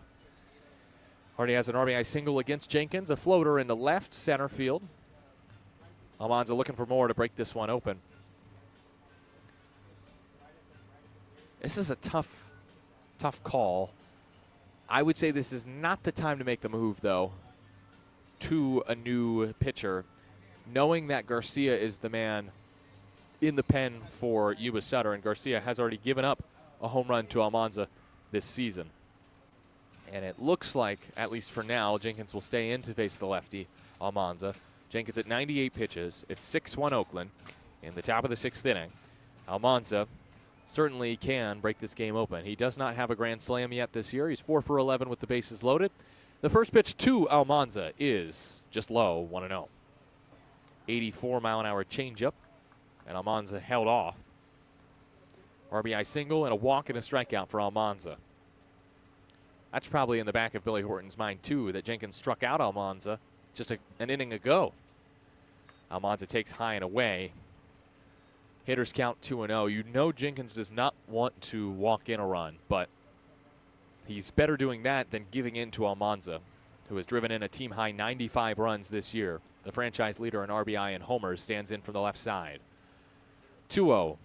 Almanza swings and misses through a fastball at 88. That was ball 3, low and in. But Almanza's a low ball hitter, and he wanted it. He just missed it. Great 2-0 pitch from Jenkins. It's 2-1 on Almanza. The runners are Cobb, Santos, and Druick. The top 3 in the order all get on in this inning. 2-1. Jenkins comes home. Almanza swats it right center field. It's ducking. It's in for a hit. The runners go station to station, but then Santos gets greedy. He's coming home, and now the runner is held up. Druick heading back to second. 2 runs have scored. Druick in a pickle. Druick running back to third. He's being chased. Druick is tagged out, and taking the extra base behind him is Almanza. It is 8-1 Oakland on that 2-run single by Almanza. And all I can say is, good luck, Seth. I have no idea who touched that baseball. It was a relay. I can do my best to guess as Almanza puts the ballers up 8-1. I think Druick is out. Almanza to right center field, right? I think it was Pike. That's all I can guess. 2-run score on the play. My guess is 8, 4, 5, 6, 4. I know nothing. Cam Buford takes a strike, 0-1.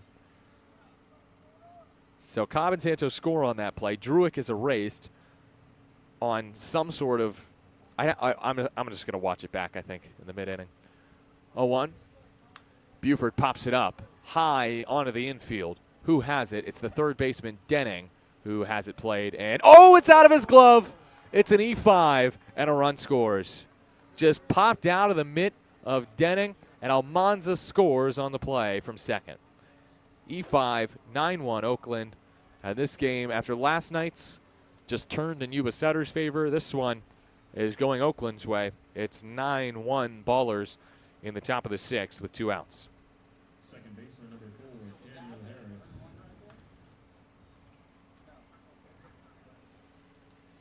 The error from Buford allows Almanza to score with 2 outs in the inning. Any other runs that would score in this inning are also unearned, as Danny Harris takes a first pitch strike at 90. Bottom of the zone. He knew he missed a good pitch to hit. It's 0-1. It's the second error of the game by Denning. Runner at first is Buford. Harris is 1 for 3 today. The 0-1 pitch from Jenkins. Harris taps it weakly, and Jenkins gets there. Underhand flip to first for the out, and that does it for the 6th.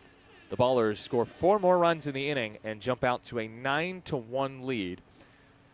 And we head to the bottom of the 6th here on 860 AM The Answer.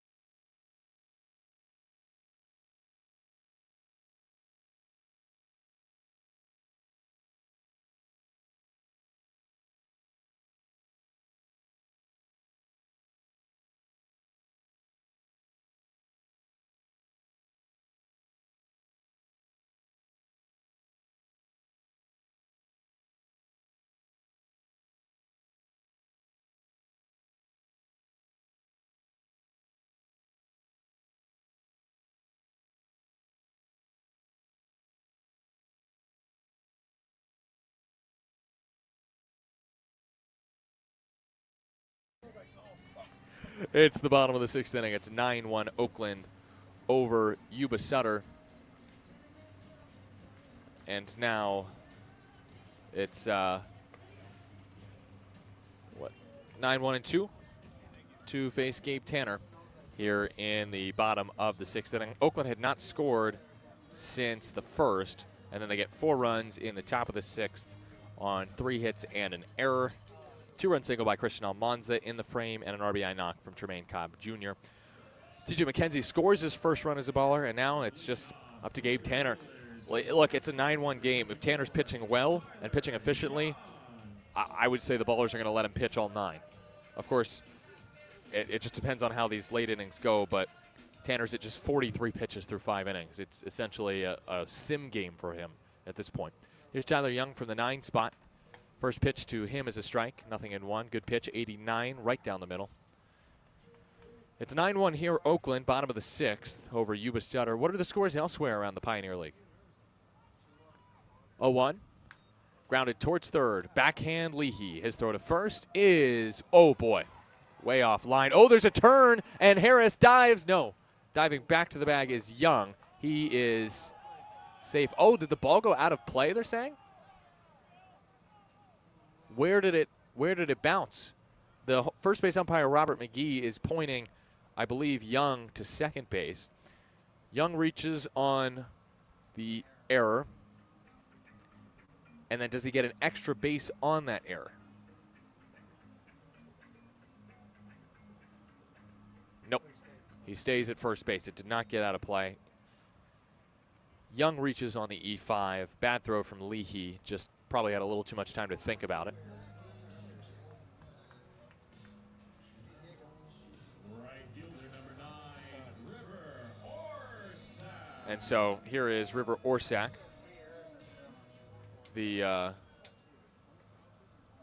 Yes. Here's Orsak, right-handed batter, takes a beautiful slider in for a strike, 0-1. Ballers lead 9-1. Okay, now time for scores. It's the bottom of the 6th here in Marysville. Runner on first, nobody out, bottom of the 6th inning. Orsak's 0 for 2 tonight.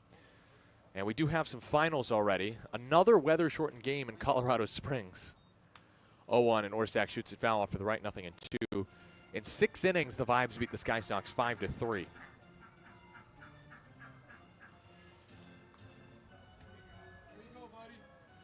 So the Vibes beat the Sky Sox again. They win the opening 2 games of the series. Vibes are playing some good baseball now. They're still a ways out of the playoff race.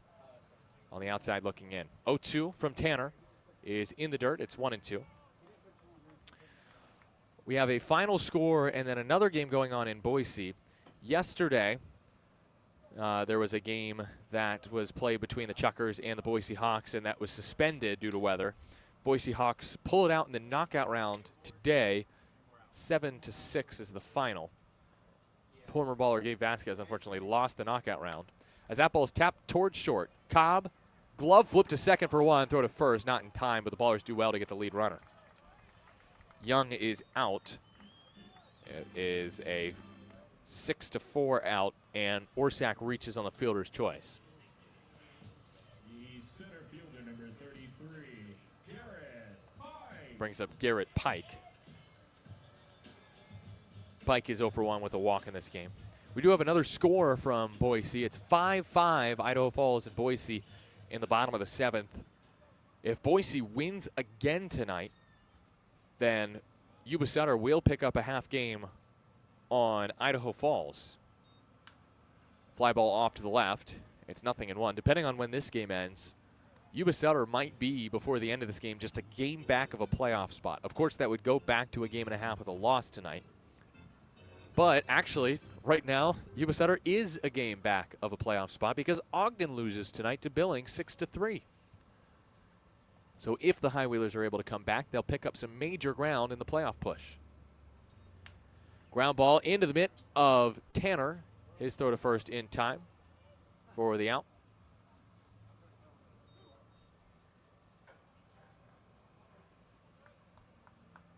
Advancing to second is Orsak. 1-3 put out.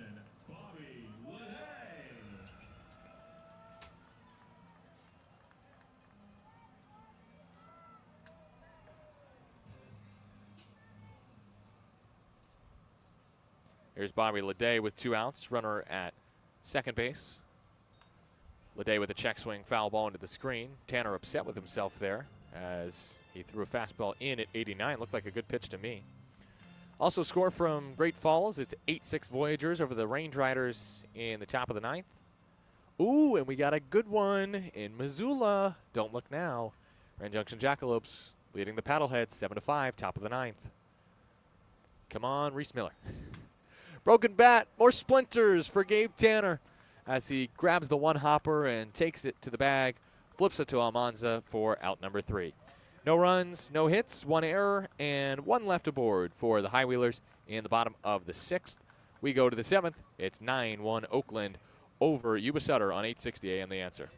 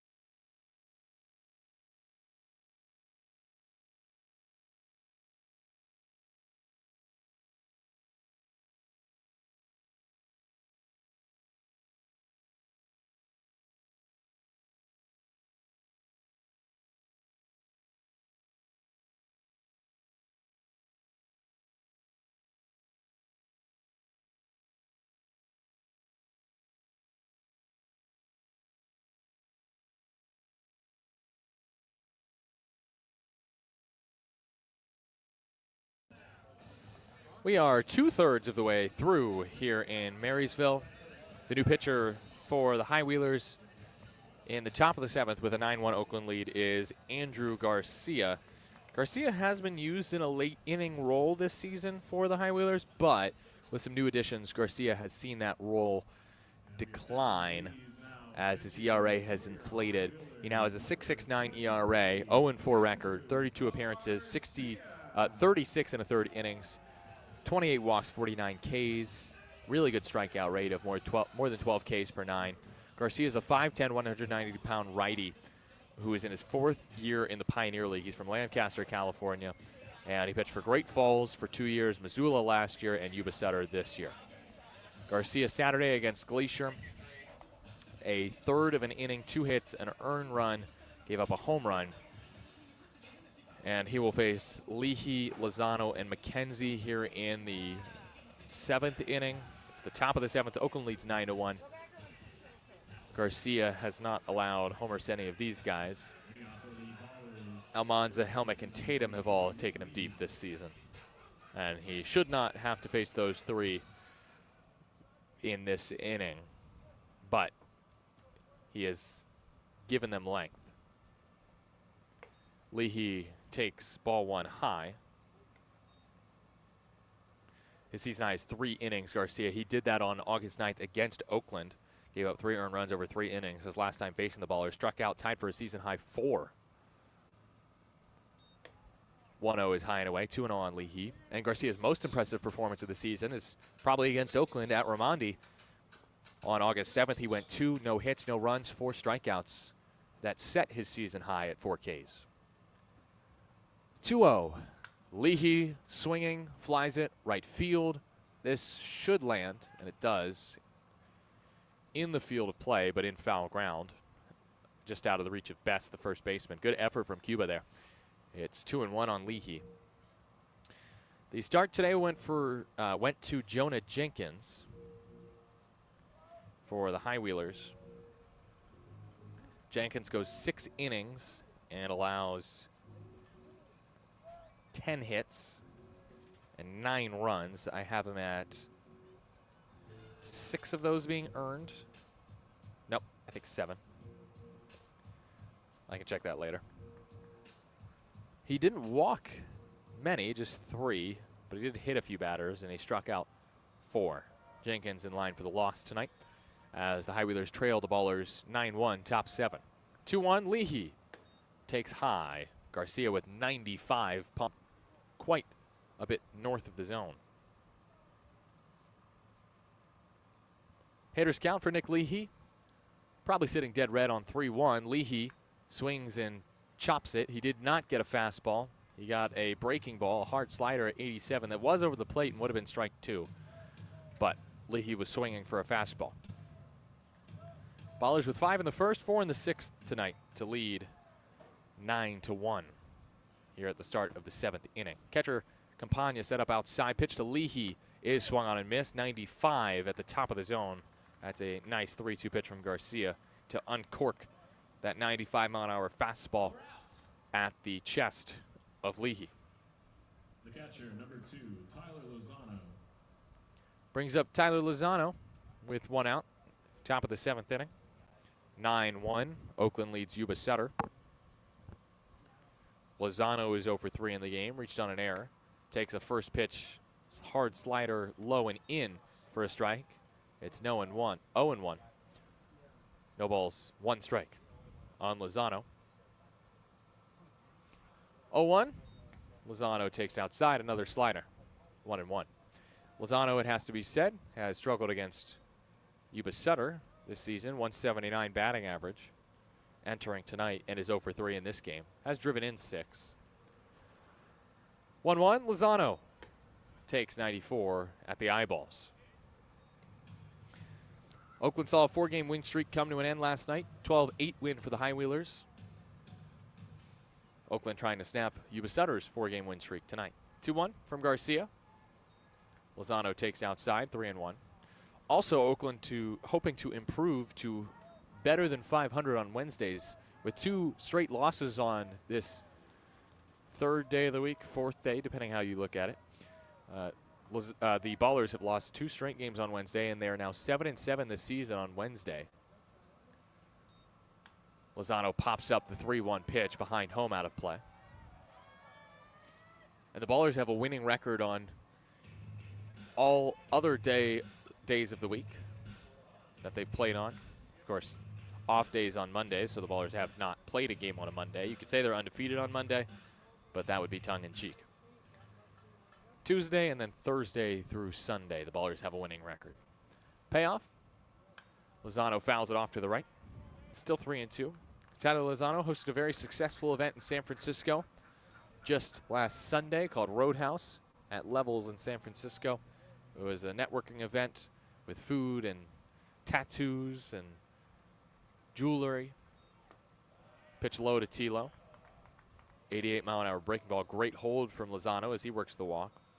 But got to talk to him about Roadhouse before. He said it was a great event, and it has helped him to already inspire some conversations for future events that his organization, Roadrunners U, will be involved with. So congrats to Tilo on that. He is a very inspiring entrepreneur.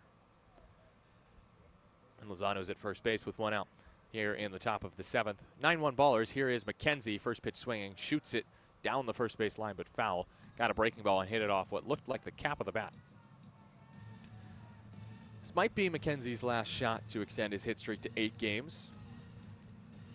7-game hit streak, hitting 500 in that span. It has to be said, most of that production with 23 RBI in that span came against Grand Junction. McKenzie takes outside. It's 1-1. But it also could be said that McKenzie has just been really good this season. 96 hits, a .308 hitter. Fits right into this Oakland outfield. Has another speedy right-handed bat. 1-1 to McKenzie is low, 2-1. A great job, I must say, by Micah and Braden with the video board tonight with the stats for the Oakland players. Micah has taken the Vanderbilt headshot of McKenzie and put the little Bees logo on a black hat. Looks good out there in right center. Ground ball towards second. Flip to second for 1. Throw to first. Not in time to get the speedy McKenzie. It's a 4-6 putout. Lozano's retired, and that's just speed at its finest. McKenzie avoids grounding into a double play. Looked like a tie at first, honestly. And maybe McKenzie's foot got there just ahead of the throw. That was the call at first by Robert McGee. It was definitely a bang-bang play. And McKenzie is aboard. Here's Tremaine Cobb Jr., who drove him in with an RBI single in the 6th inning. Let's see if McKenzie goes here with 2 outs. First pitch to Cobb is 95. It missed low. 1-0. 2 outs. Top of the 7th. 9-1 Oakland over Yuba Sutter. Ballers lead the season series 11-2. Both losses coming on game 1 of this series in Marysville. Cobb flies it foul to right field out of play. 1-1. It was game 1 on July 29th of 6 games here that Yuba Sutter won 12-8. It was game 1 here on August 26th, yesterday, that Yuba Sutter won 12-8. Deja vu all over again. 1-1 will have to wait as McKenzie slides back to first with a throw over from Garcia. Cobb came into this game hitting just 125 against the High Wheelers. He had been struggling of late too, but has a 2-hit game tonight with a homer and an RBI knock. 1-1 from Garcia. Runner goes. Cobb fouls it off. 94 on the outer half. That would have been a good pitch for Campagna to try to throw out McKenzie. And now with 2 strikes, I wouldn't be surprised if... Oh. Sorry, Diego. There goes my water bottle. Oh, that's what I get for putting it on the ledge. Braden's in front of me trying not to laugh on home plate cam for the High Wheelers. 1-2. Runner stays. Cobb takes high. That's 94. Looked almost like a pitch out. And now this pitch should be more competitive here. On 2-2 to Cobb. Righty batter with that mint arm sleeve and those red, white, and blue batting gloves. A mismatch fit today with the black jersey Oakland stands up uniform on this Wednesday night. The 2-2 from Garcia. Cobb takes. Called a ball. 94, just below the zone. That is a crazy take from Trey, because that looked like a strike, and it was very much a ball according to TrackMan. That'll give McKenzie a jump at first base. He would score on a base hit, most likely. Payoff from Garcia to Cobb is lined into right field. This could score a run. It ducks in just to the left of the right field line. Fielded by Orsak. McKenzie gets to third and no further. It's a 3-hit game for Tremaine Cobb Jr., his 14th of the year. Cobb just bloops that one into right field. 95-mile-an-hour fastball on the outside corner. A perfect pitch from Garcia, and Cobb still found a way to grab a hit. I said the 14th 3-hit game for Cobb. That is also the first 3-hit game since August 12th against the Vibes. This is Darryl Buggs II, who will be a defensive replacement for Oakland, and for now he gets to pinch hit for Isai Santos, who was 2 for 4 tonight. First pitch to Bugsy is a called strike on the outside corner. It's 0-1. Buggs hitting in the space of Santos, who was 2 for 4. Buggs 0 for 1 yesterday with a strikeout and also a sacrifice bunt. Just took the fastball for a strike down the middle. 0-1 pitch. Buggs takes a breaking ball, that slider, that catches the high inside corner, and he's quickly behind 0-2. Buggs batting from the right side against the righty Garcia, who's working quickly. 10 on the timer. Garcia set at the belt. Kicks in a moment and goes. Pitch outside. Another hard slider to Buggs. Buggs took it this time. It's 1-2. Garcia set. His 1-2 to Buggs. Runners at the corners, 2 outs for the Ballers, 9-1 lead. In the 7th, Buggs fouls it off. Good fight. 92-mile-an-hour fastball, a little bit off of the usual 94 or 95 from Garcia. Easy gas from the former NAIA product at Antelope Valley College. 4th year in the league. Hard throwing righty. 1-2 again to Buggs. That's in the dirt, smothered by Campagna. That was a wipeout breaking ball, over a foot of break to it. 17 inches to be exact, and that was a different pitch than the hard slider. That was more like a sweeper from Garcia. See if Cobb tries to take second on this 2-2 pitch. McKenzie at third. The 2-2 toss from Garcia. Buggs fights it off. Another breaking ball. That's two back-to-back off-speed pitches. Feels like he'd go back to the fastball here. Or does he triple down on the breaking ball? He went sweeper and then slider. Another 2-2. Buggs Take strike 3. 94-mile-an-hour fastball. That was well in there.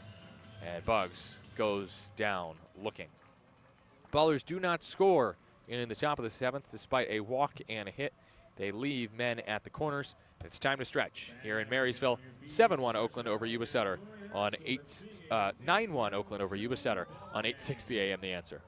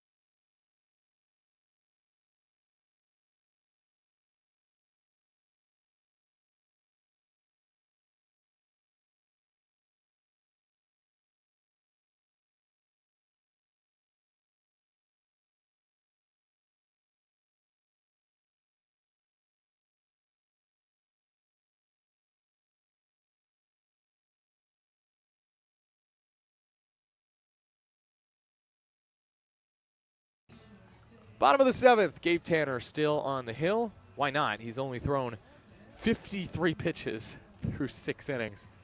Let's do a little quick math, shall we? Let's see if I can do this on my own. 53 pitches in 6 innings. That is, let me see if I'm better than a calculator. That is, come on, Nevada, come on. 6, 9. That's 8.8 pitches per inning. 8.8 for Tanner. 53 divided by 6. 8.8. Nailed it. 8.8333333 repeated.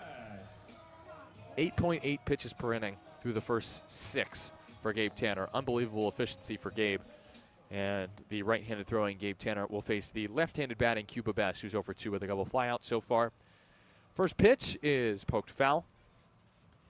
It is 1-0.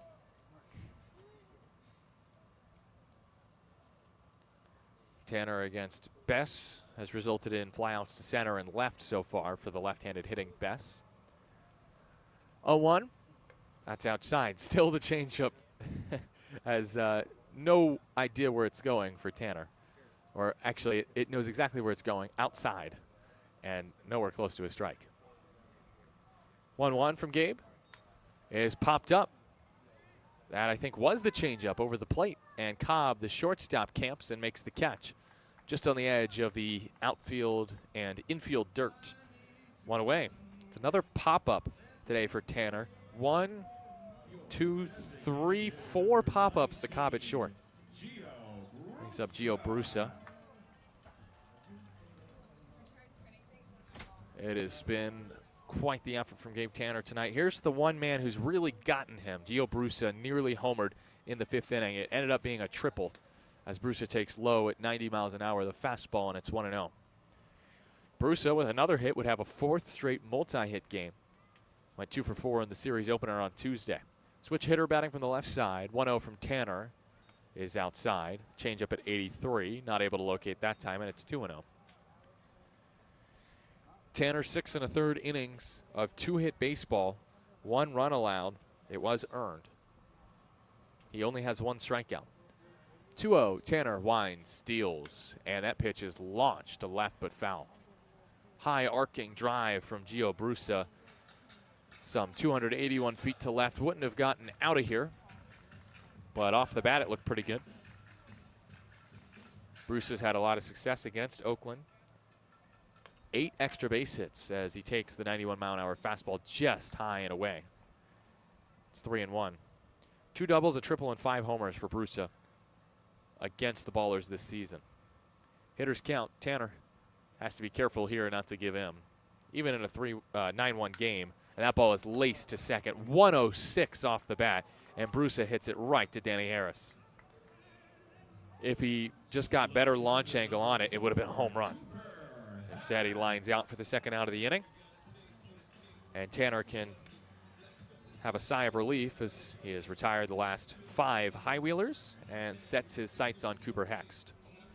2 outs in the bottom of the 7th inning. Oakland leads 9-1. First pitch to the lefty, Hext, is a breaking ball pasted on the outside corner for a strike, 0-1. Good backdoor breaker from Tanner.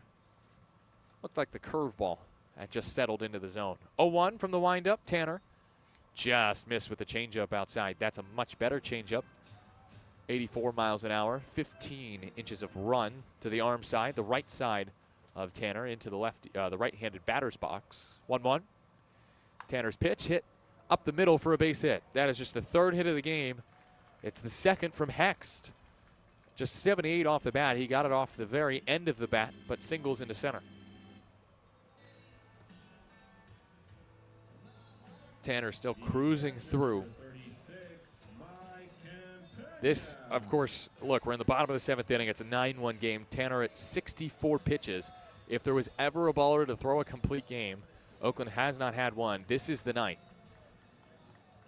It is Gabe Tanner's game to finish.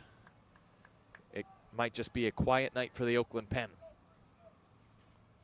Runner at first, that's Hext. Here is Campagna, who lines one into left center field for a base hit. Hext thinking 3, he'll get there as it's fielded by Druick.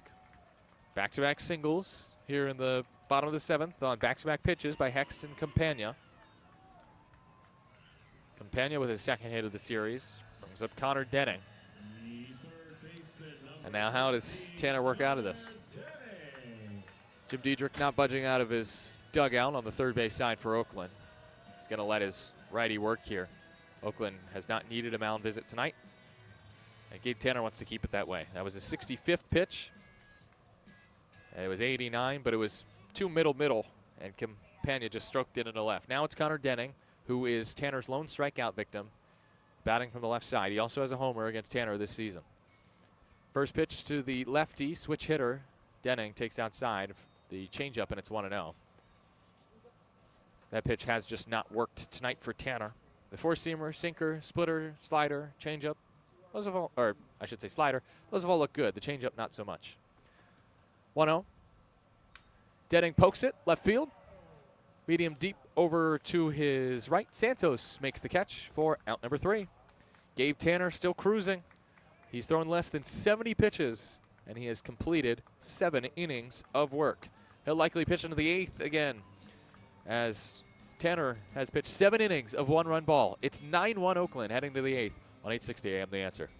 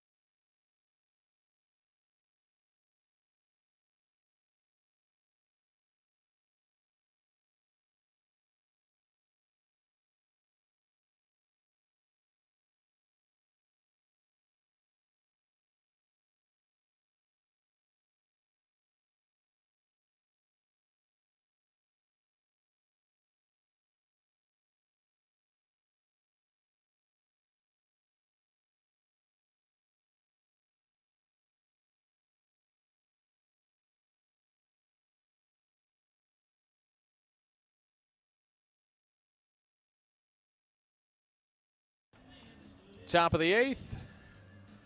Ballers lead 9-1. But my question is, where in the world are the Oakland Ballers? The former Ballers, that is.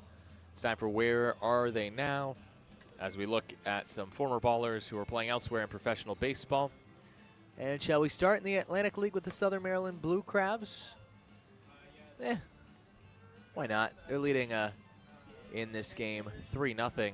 Nope, it's just gone final. Blue Crabs shut out the Staten Island Ferry Hawks 3-0. Brett Barrera scores one of the team's 3 runs. Also, Dondre Hubbard, I've just heard, is dealing with a knee issue, but he drove in one of the runs in the game. Dondre in the bottom of the 7th. A single to left field. Leading off for the Ballers, number 11. A bases clearing single? Truex. Yeah, Dondre Hubbard drove in all 3 runs of the game. He only gets 1 RBI. I wonder if, no, there was an error by the left fielder to clear the bases, but good for Dondre. First pitch to Davis Druick is a check swing on a ball in the dirt he did not offer. It's 1-0 to Druick to start this top of the 8th inning. 9-1 Ballers over the High Wheelers. So the Southern Maryland Blue Crabs win today 3-0 as player coach Dondre Hubbard drives in all 3 runs. Wow, I did not realize until today Dondre Hubbard was also coaching the Blue Crabs. Druick takes in, it's 2-0. That looked like a strike to me. 93, nope, and missed in.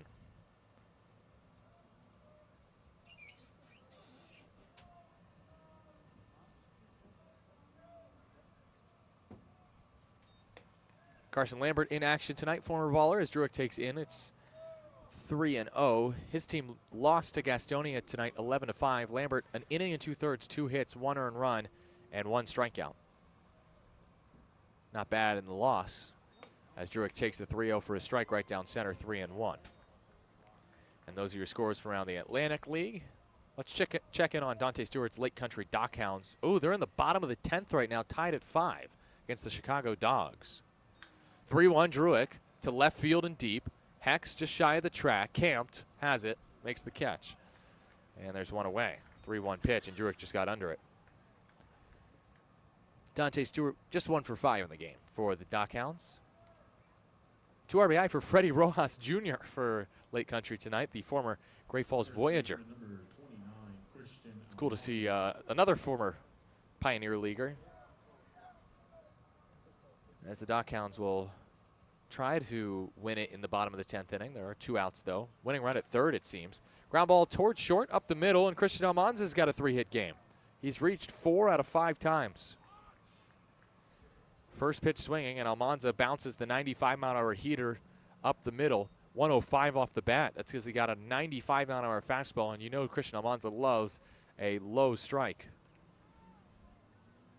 Does his job there and gets aboard his 3rd hit of the game here in the top of the 8th inning. It's 9-1 Oakland against the Yuba Sutter High Wheelers. Gabe Tanner's pitching a gem. Here's Cam Buford batting from the right side. First pitch. Buford swings and cracks a breaking ball foul out of play to the right. 0-1. Again, this is Where Are They Now, where we look at former ballers and how they're doing tonight. How about Josh Leslie hitting 3-hole for Tri-City tonight? Playing shortstop, went 3 for 5 in a win. 8-4 over the Jackals of New Jersey. Pitch high to Buford, 1-1. Josh Leslie, the former baller and the former high wheeler, 2 runs scored, an RBI. And hey, another former high wheeler homered in this game, David Glancy. 1-1 inside to Buford, 2-1. Well, now we're looking at former ballers and former high wheelers, as Glancy and Leslie are teammates for Tri-City this year. And now one more thing to check on in terms of former ballers, it's the minor leagues, specifically the Birmingham Barons and the Greenville Drive, as Buford pops one sky high, right side foul ground, Best over towards the dugout for the High Wheelers. Never really had it played. He could have reached over and grabbed it. It would have been a tough play. It's a foul ball, and it's 2-2 on Buford. Tyler Davis did not pitch today for Birmingham. Did Danny Kerwin pitch for Greenville in a 4-1 win? Got a save opportunity the other day. Kerwin did not pitch today for Greenville. So those are your former ballers that were in action. Leslie, Stewart, Barrera, and Hubbard, and Carson Lambert all played tonight and all did pretty well. And I believe all their teams won. Southern Maryland, no, Lexington did not. And actually Lake Country's still playing, so 2 of their teams won. Payoff pitch is next from Garcia to Buford. Buford takes ball 4 in the dirt. It's the second walk by Garcia. 2 on, 1 out for Danny Harris. Ballers leading 9-1 in the top of the 8th inning. 9 runs on 12 hits, 1 error for Oakland. Meanwhile, Yuba Sutter has been limited by Gabe Tanner to 1 run on 4 hits, and they've committed 2 errors, both by Denning, the 3rd baseman. I'm Nevada Cullen with Chris Dorr. Thanks for tuning in on your Wednesday night. Ballers looking to snap a quick 2-game Wednesday losing streak. They've lost on back-to-back Wednesdays, losing 22-9 last Wednesday to Boise. Happy to be on the other side of a blowout so far tonight. 9-1 is still in the balance, one might say, as Harris takes a strike on the outside corner at 94. Good place to put it for Garcia. It's 0-1. Garcia has allowed 2 hits but no runs over an inning and a third thus far. He's responsible, though, for Almanza and Buford aboard. 1 hit tonight for Harris. 0-1 pitch. Danny takes outside at 94. A ball and a strike. Somebody is in the Yuba Sutter pen.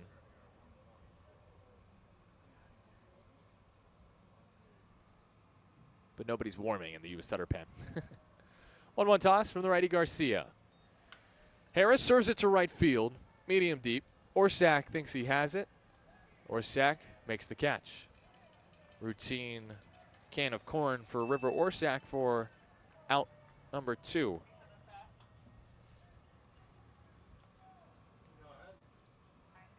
That brings up Nick Leahy. 2 outs, 2 on for the Ballers, top of the 8th. So far, they have only scored runs in 2 innings tonight, 5 in the first and 4 in the 6th. No, don't announce the attendance is 90.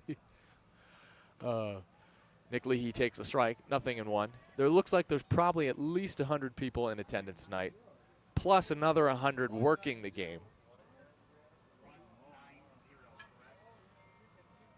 190 for attendance? 4. Okay. 0-1. Leahy cuts and misses. It's 0-2.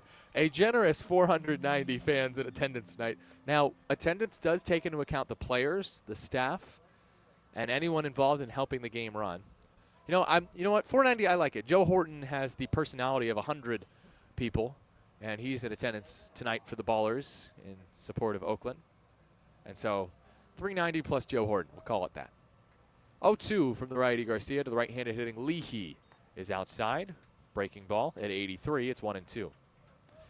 Leahy tonight, 1 for 3, single and a walk.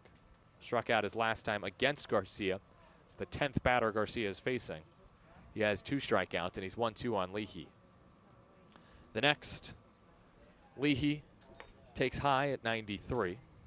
The runners are Almanza and Buford. It's the top of the 8th inning. Here from Bryant Field in Marysville.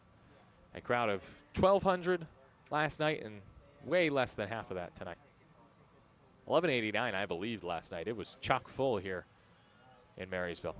2-2 toss. Leahy nearly hit by 92 in. Has to scoot out of the way, and the count is full. This will give Almanza the jump from second, as well as Buford a head start from first. Garcia just walked Buford 2 batters ago. Leahy has 6 RBI and 3 homers on the season series against Yuba Sutter. Payoff. Leahy pops it up, right field.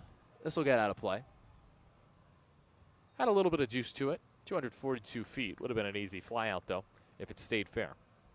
And the runners have to retreat.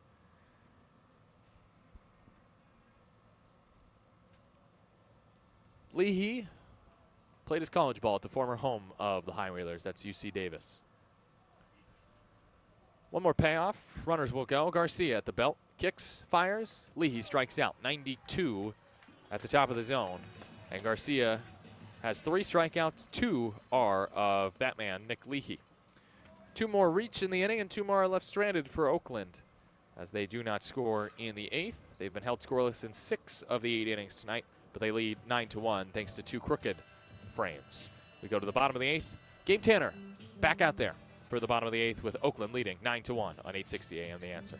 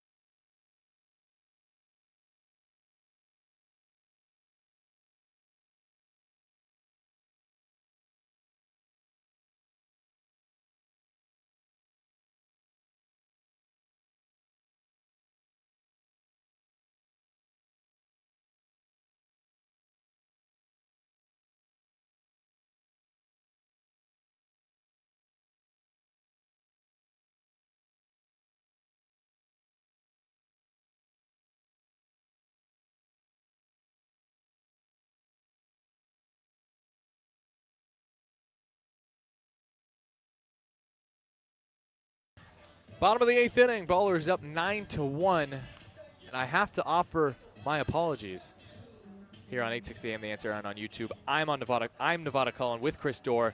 I forgot it's the Jack Salaski. Jack Salaski will be the pen right now for the High Wheelers. I forgot it's the Magic 8 Ball 8th inning. How silly of me. Ballers are up 8 in the 8th. And so let's talk about it now in the bottom of the 8th inning. Get your questions in on YouTube. You can text me. You can do whatever. Just ask the Magic 8 Ball some questions like, will Gabe Tanner throw the Ballers' first ever complete game tonight? Oh, mighty Magic 8 Ball. Gabe Tanner locates a strike to start the bottom of the 8th inning. Remember, Magic 8 Ball, as I swirl you and twirl you and shake you, Gabe Tanner is at 68 pitches through 7. Facing Tyler Young, the shortstop. Here we go, Magic 8 Ball. 0-1 pitch. Bends in, strike 2. Good slider. Magic 8 Ball says, ask again later.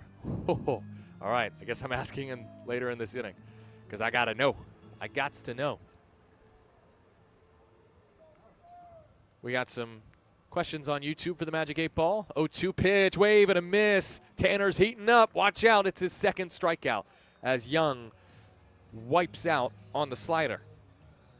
1 out here in the bottom of the 8th. Tanner is just an amazing 5 outs away from the first complete game in Ballers history. Here we go, David Smith. Will I get to be a celebrity 3rd inning guest with Nevada and Tyler? Got to try again. All right, the Magic 8 Ball didn't tell him last time. There's a ball flown out to right field. Medium deep, McKenzie camped, drifting over to his left, makes the catch. 2 outs here in the bottom of the 8th inning. And Tanner is 4 outs away from a complete game. And he's still just thrown 71 pitches. David Smith. My sources say no. Sorry, David. Maybe next season. Swing and a miss from Garrett Pike. 0-1. 2 outs, bottom of the 8th. 9-1 Ballers. Carl O'Connor. Almighty Magic 8 Ball. Will Axel, the mascot, ever get pants? It is decidedly so. Phew. 0-1 to the lefty. Pike is popped back into the screen. 0-2. Oh, Majestic Magic 8 Ball. Sully 4. If we buy the Wheelers mascot, Axel some pants, will he wear them? My reply is no. So I guess someone has to give Axel pants. But according to the Magic 8 Ball, Axel will wear pants. Pitch outside, it's 1-2 on Pike. But the question is, when will you wear pants? Not will you wear pants, when will you wear pants? Have you worn pants? 1-2 from Tanner. Chopped foul at the plate. Ballers Love asks, was Axel's high wheel bike stolen, making him sad? It is decidedly so. Will the Ballers get their 70th win in Marysville? Mark Kahn.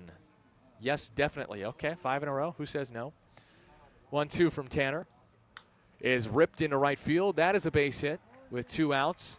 Pike, maybe 2. No, just 1. Nice play by McKenzie out there in right. Oh, by the way, Bugs is in the game in center. I don't think I said that after he pinch hit. And the left fielder is Druick.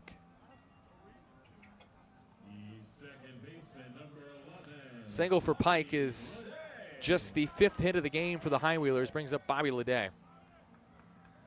With 2 outs in the bottom of the 8th, Tanner still just 4 outs away from a complete game. Leday is 0 for 3, grounded into a double play earlier. First pitch, hack, left field, bye-bye. Bobby Leday, 5 homers in his last 3 games. He is on fire, and Tanner didn't even throw a bad pitch there. 89-mile-an-hour fastball low, and that, I guess, you know what? We're just going to leave the Magic 8 Ball out. There's 2 outs in the inning. Gabe Tanner still very well might throw a complete game today, but unfortunately, he's now 1 run away from it not being a quality start.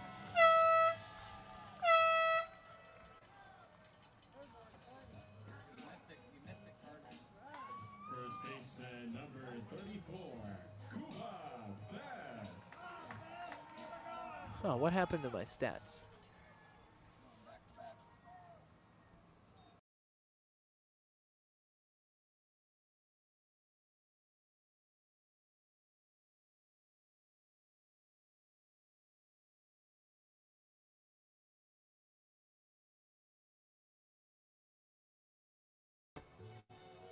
To those of you on YouTube, apologies. I should be back in the stream now. I accidentally exited the stream. 0-2 from Tanner. Outside, called a ball. Challenged by Lozano. Oakland's going to lose their first challenge. 2-run homer by Leday, and it's a 9-3 game in the bottom of the 8th. Tanner, who has thrown just 78 pitches, trying to get through 8.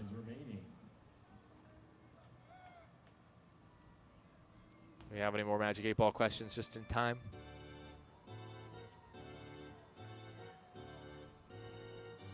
Robert Sullivan asking if I quoted Dirty Harry. Don't want to know who that is. That's fouled away. 1 and 2. No, I was quoting Dominic Monaghan from Lord of the Rings. We got too many Magic 8 Ball questions. Kenneth asking a question. 1-2 back to Tanner. He snares it. He'll run to first himself and toss it to Almanza for out number 3. Gabe Tanner, 80 pitches, 8 innings, just 3 runs allowed after the 2-run homer by Leday. We go to the 9th. Will Tanner pitch the 9th? Goodness, I hope so. Reed Butts is out there, but he's just throwing a pen for Oakland. I don't want to see Reed tonight. Let's save him for later in the series. It's Oakland 9, Yuba Sutter 3 as we go to the top of the 9th inning on 8:60 a.m. The Answer.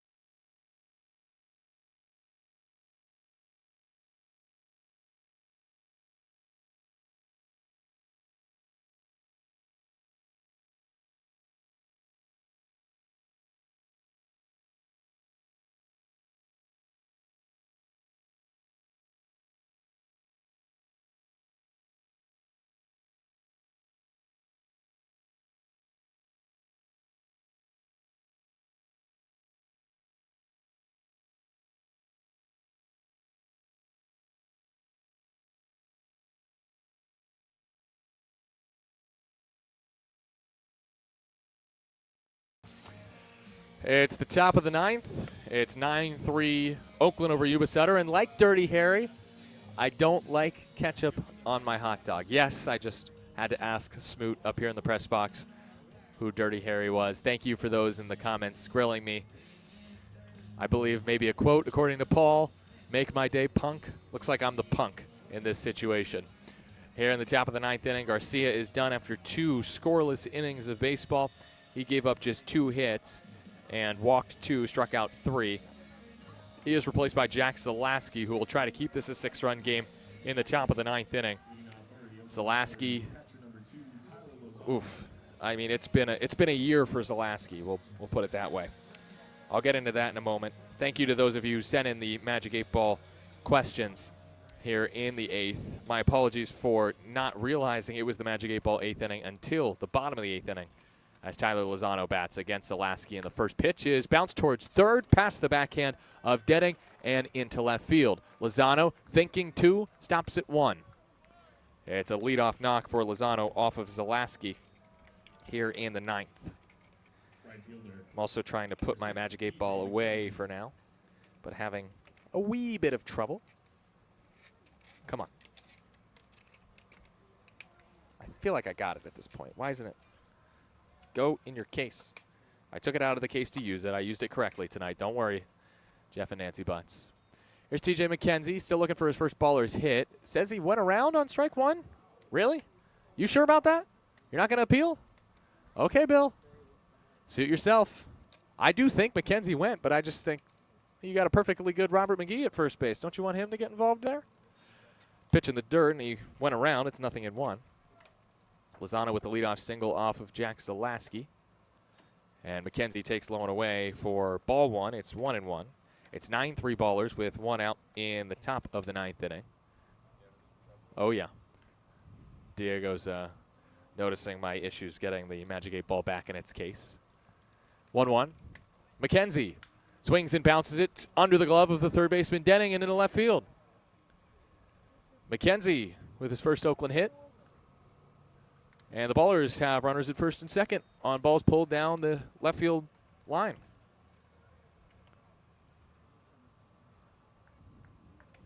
So McKenzie with the single. That extends the hit streak to 8 games. And unfortunately for Zalaski, this has been par for the course for him this season. I have him as not pitching in a competitive game since June 3rd against Rocky Mountain. He gave up 4 earned runs, gave up just 1 hit, so he must have walked a bunch as he misses high to Cobb for ball 1. And that is challenged. That didn't look like a strike, and it was close, but it's confirmed a ball, and Yuba Sutter's first challenge is incorrect. Oakland is 2 for 3, Yuba Sutter 0 for 1. It's not the worst place to use it. After all, that pitch was close. But, yeah, Jack Zalaski has not been himself this year. That's a good way to put it. He's missed a lot of time with injury. He was actually waived by Yuba Sutter on the 18th of August. That's just at this point 9 days ago, and then re-signed on Tuesday. His 1-0 pitch to Cobb is swung on and missed. That's a good pitch from Zalaski. Nice pitch with some downward tilt right there. 74, off-speed pitch below the zone. 1-1. Zalaski last year with Yuba Sutter, a 4.03 ERA and a 6-1 record. 1-1. Cobb takes, low and away, 2-1. Zalaski, 38 appearances, 38 innings, 42 hits, 8 walks, 30 strikeouts. 10 of his 15 appearances against Oakland last season were scoreless. He was a really good right-handed reliever from Elk Grove, California. Cobb bounces it left side. That's through. And Lozano gets the red light. The bases are full with 3 pulled grounders to the left side of the infield by Oakland. All past Denning, the third baseman. Zalaski this season, 6 appearances, 4 2/3 innings, 7 hits, 9 earned runs, 4 walks, 5 strikeouts. A 17.36 ERA for Zalaski as he now faces Darryl Buggs, the second, with the bases full of ballers. Buggs struck out looking his first time. First pitch, he swings and misses at an off-speed pitch. I think that's a splitter from Zalaski. It at least moves like it. 73 out of the right hand of Zalaski. That does not seem to be the velo he was throwing with last year. 0-1. Buggs takes 84, the fastball low. That's really a fastball. Oof. I mean, yeah, Zalaski clearly has been pitching through something. Cobb, by the way, just 1 for 8 with the bases loaded this year. Or Buggs. And Darryl Buggs, the second, takes a generous call. Why does he not challenge that one? It was close, but it was a ball called a strike, 1-2. Good splitter on the corner from Zalaski. Bases full of ballers for Buggs. 1-2 pitch from Zalaski. Buggs, check swing, ground ball down the first base line, foul. Best was hoping it would roll fair. 31 off the bat of Buggs. That was not a strike, and he swung. Kind of. Ballers lead, 9-3. Yuba Sutter scored 2 in the bottom of the 8th inning. Oakland looking to respond with a couple runs of their own right here. Lozano, McKenzie, and Cobb the runners. Buggs lines it over the leaping Denning and into left field. Just his second hit with the bases loaded as McKenzie comes in to home plate. The throw is a good one, but the ball is dropped. It is a 2-run single for Buggs, and then he advances to second on the throw home. Cobb makes it to third on the play. Lozano and McKenzie score. It was always going to be close at the plate.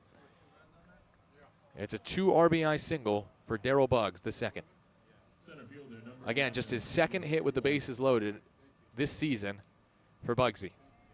And I think at this point, you got to let Tanner pitch the ninth, and there is nobody warming that Oakland pen. Here's Davis Druick, first pitch to the lefty. Nearly hits him high and tight at 84. 4 straight have reached the start to sitting for Oakland. It's an 11-3 lead in the top of the 9th. They immediately respond to Yuba Sutter's 2 in the bottom of the 8th with 2 of their own. Second and third for Druick. Next pitch, swung on and missed, 75, right down the middle. Oakland is just early. All 4 balls have been pulled into left field by righties. Now Druick, you would think, would pull one. And Leday, I mean, he's playing in the 3-4 hole. Druick swings and misses early again on the off-speed pitch. 1-2. Normally you see second baseman play somewhere close to halfway between first and second, and Ledet is certainly pulled towards first base with the slow pitches being thrown by Zalaski. And Druick foul tips one at the plate into and out of the mid of Campagna. It's still 1-2. Druick today has reached 3 times. Single, walk, hit by pitch. Has also flown out to left twice, so he's 1 for 3. Cobb at third, Bugs at second. 8-run lead for Oakland. 1-2 from the righty Zalaski. And Druick bounces it, and it's off of Ledet and into center field. Bugs slips, and he'll still score on another 2-run single.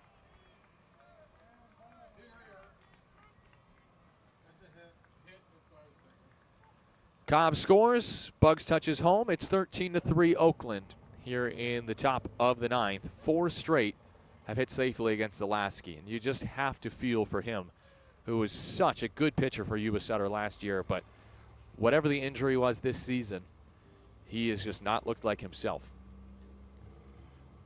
Zalaski, Sac State product, pitched there from 2019 to 2023, actually holds the school record for Ks per 9 innings. 11 per 9. Led the team in ERA for a couple of years. Second on Sacramento State's all-time list for saves with 26. He was the 7th inning guy last year, and now Zalaski, the Elk Grove native, which is just south of Sacramento, an hour south of Marysville, getting to pitch an hour south of his hometown, but this season has just not been good for Zalaski. And this is just the thing with relievers. This is what it's like to be a reliever in baseball. Sometimes, some years you have it, some years you're hurt, some years you just don't have it. There have been, I think of, like Felix Bautista for the Baltimore Orioles. Amazing season 2 years ago in 2023. Gets hurt last year, and this year just not quite the same. Yennier Cano as well. It happens all the time to relievers in Major League Baseball. Here's Christian Almanza. First pitch to him, dips into the zone, high in the zone for a strike, 0-1. Almanza already has 3 hits. It's his 6th 3-hit game of the season. He does not yet have a 4-hit game. 0-1. Almanza, early swing at the splitter down the middle there, 0-2. Safe to say the ballers are not used to the 73, 74 mile an hour deliveries from Zalaski. Druick at first, 0-2 pitch. Almanza swings and misses at a pitch in the dirt. That is just disgusting from Zalaski. At 73, that's the best pitch he's thrown tonight. And there's finally an out after 5 straight singles for Oakland here in the 9th. Still just want to get Gabe Tanner out there. Tanner at just 80 pitches through 8 innings. Buford takes in for a ball, 1-0. The Ballers do not have a complete game in their history. The closest they've gotten this season is Noah Milliken with 8 1/3. That was the first time a Ballers pitcher had recorded an out in the 9th. Buford takes a strike, 1-1, and I better see Gabe Tanner in there unless the score is a 4-run game. His pitch count is 80. Let the man cook.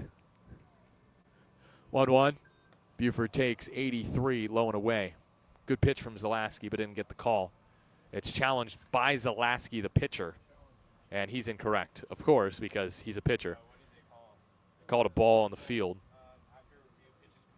It's confirmed a ball.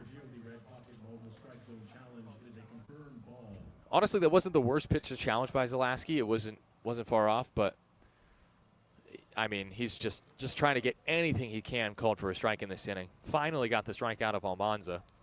2-1 to Buford. It is belted foul down the left field line. It's 2-2. He was early and hit it 113 miles an hour. That's a BP swing from Cam. He's had a red-hot month of August. 20 games played, 427 hitter, driven in 17 with 16 extra base hits. Just 1 measly hit today.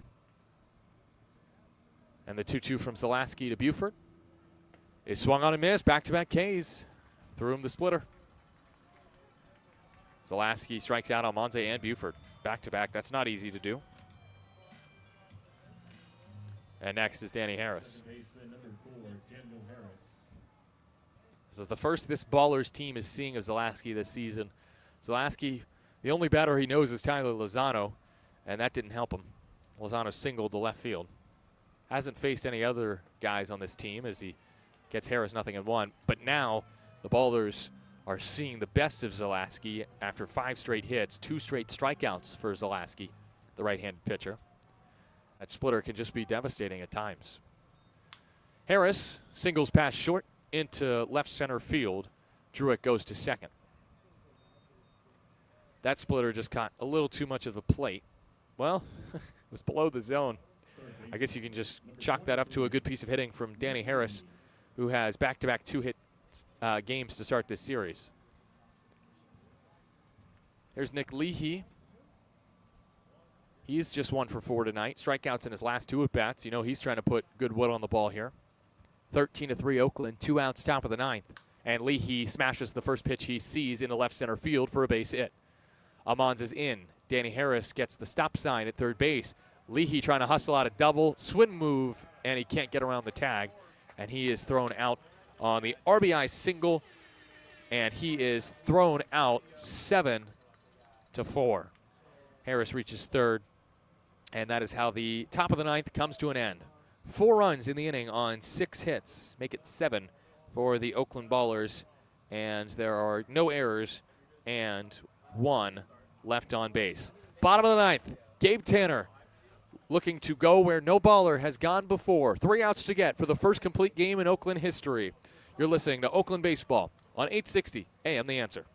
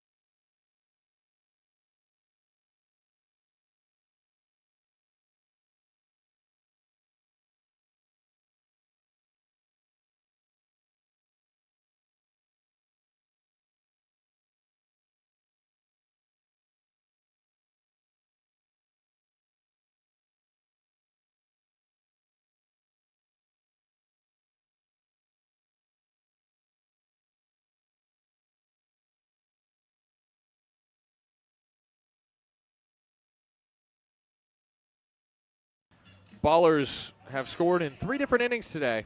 5 in the first, 4 in the 6th, 5 more in the 9th to take a 14-3 lead against the Yuba Sutter High Wheelers. 5 in the 9th? I missed 1 run. Oops. Who else scored? Druitt? Yeah. Druitt scored. 5 runs on 7 hits, no errors, and 1 left in the top of the 9th.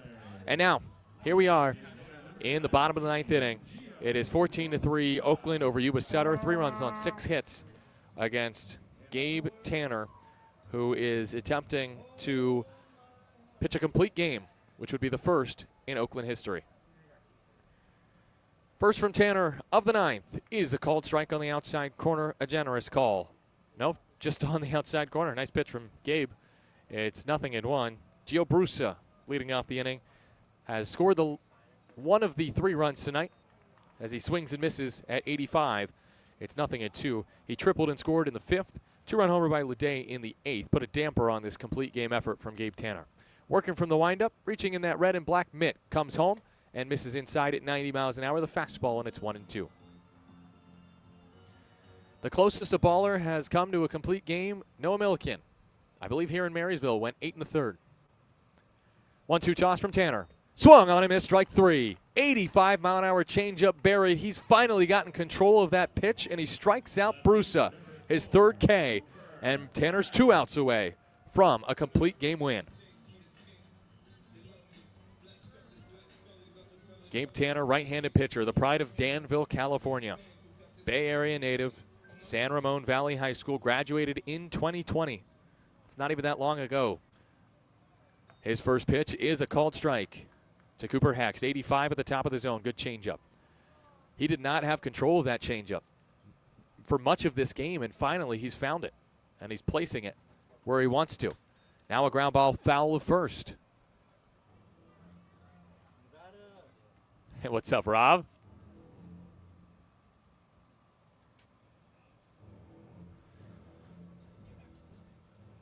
It is 0-2.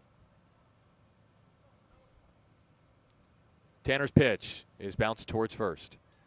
That was pitch number 87 for Tanner.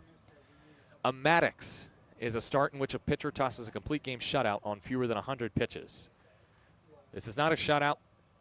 This is a Maddox-like effort from Gabe Tanner tonight, though. His 88th pitch, 0-2 to Hext. Wave and a miss! Back-to-back Ks to start the ninth for Gabe Tanner. 91 at the top of the zone, blown by Cooper Hext. And he's an out away from history. He has somehow, even though he gave up the Leday two-run homer in the eighth, gotten better as this game's gone on. Gabe Tanner, who's thrown 88 pitches, now faces Mike Campagna in the bottom of the ninth. Ballers lead 14-3. Tanner quick pitching. Swing and a miss, strike one on the breaking ball. At Cal State East Bay, his last collegiate appearance was a complete game win in which he went 9. He's possibly 2 pitches away from doing it tonight as a pro. He misses outside with the slider. It's 1-1. That's just the 90th pitch for Gabe Tanner, who's become one of the best pitchers in the league. He's about to improve to 8-0 as a pro. His 1-1 is tapped foul. It is 1-2. He is 1 pitch away from the first complete game in Ballers history. 92nd pitch is on its way next. Tanner working quickly. 12 on the pitch clock. He winds. He fires to Campagna. He is going to have to throw another pitch as Campagna pops it out of play. Noah Milliken was pretty close here in Marysville through 8 1/3. Tanner has thrown 8 2/3. He works from the windup. The right-hander from Danville. Starts his motion. Delivers. Ground ball to second. Harris on 2 hops. Throws to first in time. And Gabe Tanner has done it. A complete game win for the first time in Ballers history. It's the Danville native who seals a 14-3 Ballers win in Marysville by throwing just 93 pitches to get 27 outs. Gabe Tanner, take a bow. If you didn't know the name, now you do. He throws a perfect ninth. He strikes out 2, and the Ballers finally have a complete game in their history. It comes here in Marysville. It took 86 games, but it belongs to Gabe Tanner. Representing Cal State East Bay, representing Danville, the Bay Area native. There was a complete game. It's only fitting that it would be a Bay Area guy to do it. It's history at Bryant Field in Marysville. 14-3, the Ballers win. Post-game show when we return on 860 AM The Answer.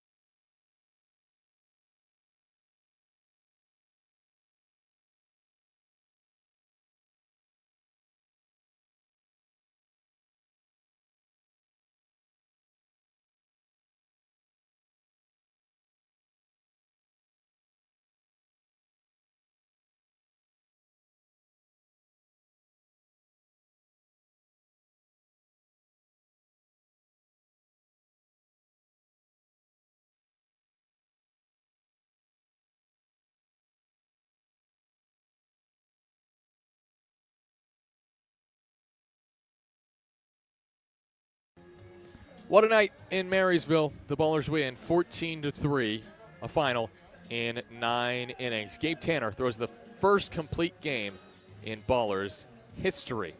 I'm Nevada Cullen. That is Chris Dorr back in our 860 AM The Answer studios, and thanks for tuning in on your Wednesday night. Well, normally we tell the story of the offense. Have a good night, Smoot. See you tomorrow. But tonight, the story belongs to the pitching, specifically to Gabe Tanner. And in this 14-3 Oakland win, it was Gabe Tanner who got the start and also finished the game. The first Oakland Ballers starter, to record 27 outs in a game, to start and finish a game, to throw a complete game, all that jazz. It was just a picture-perfect performance from Gabe Tanner tonight. In the first inning, he retired the side in order.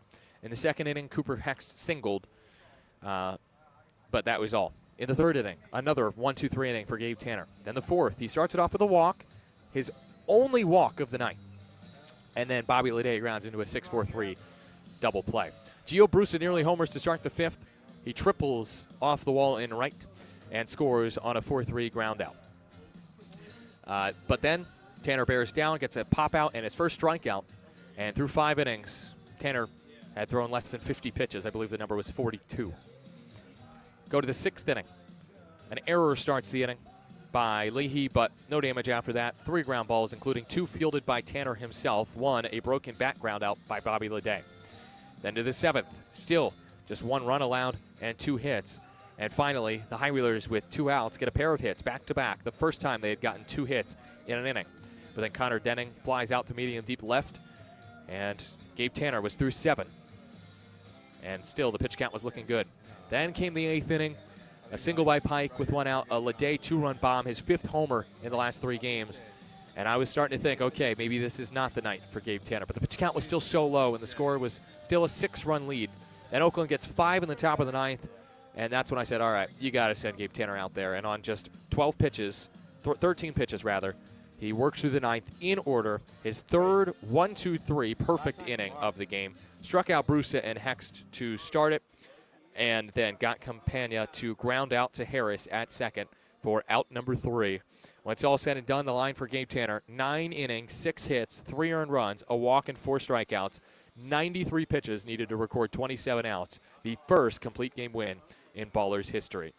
Ballers also got 5 in the first in this game. Tremaine Cobb Jr. homered. They got 4 in the 6th inning. Christian Almanza had 3 hits and 3 RBI tonight.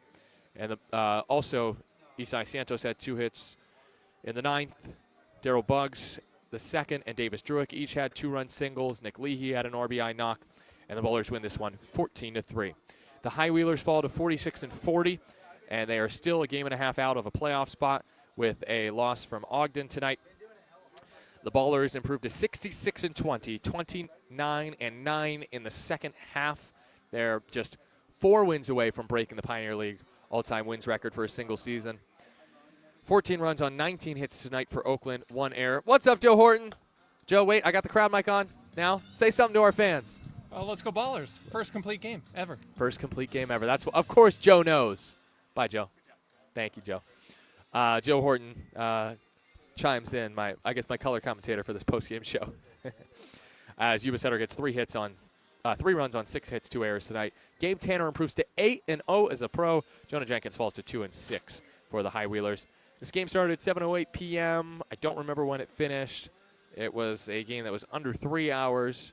We'll call it 2 hours and 38 minutes. I have no idea what the actual game time was, but something around that. Wednesday, August 27th, 490 fans in attendance, 89 degrees and sunny at first pitch. The Ballers win again, 14-3, and they do improve to 8-7 on Wednesdays. Gabe Tanner with the first complete game in Ballers history. Post-game show concludes when you return on 860 and The Answer.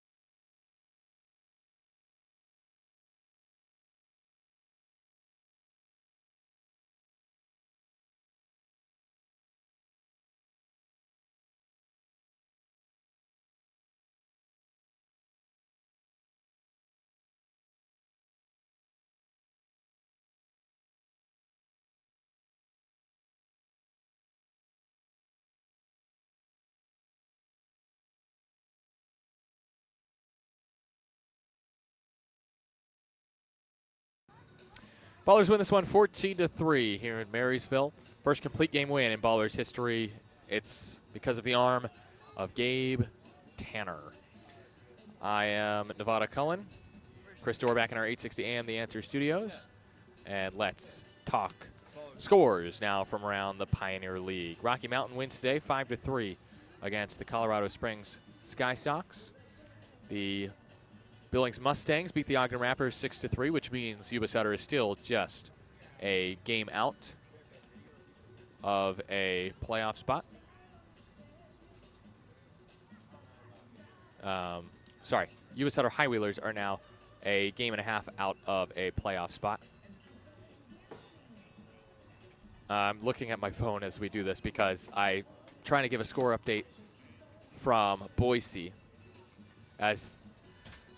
Okay, let me just get to the rest of the scores first. The Great Falls Voyagers beat the Glacier Range Riders 8-6, and the Grand Junction Jackalopes did beat the Missoula Paddleheads 7-5. So the Ballers are once again 6 games clear of the Paddleheads. They have the #1 seed in the Pioneer League at this point, going into the playoffs. Wow, Brendan Beard 7 earned tonight for Missoula against Grand Junction over 4 innings. Reese Miller picks up, looks like another save. Yep, through a scoreless inning. So he is close to Sully's line, top the Pioneer League in saves. As, let's see, those two have, well, hold on, I need to click on pitching stats.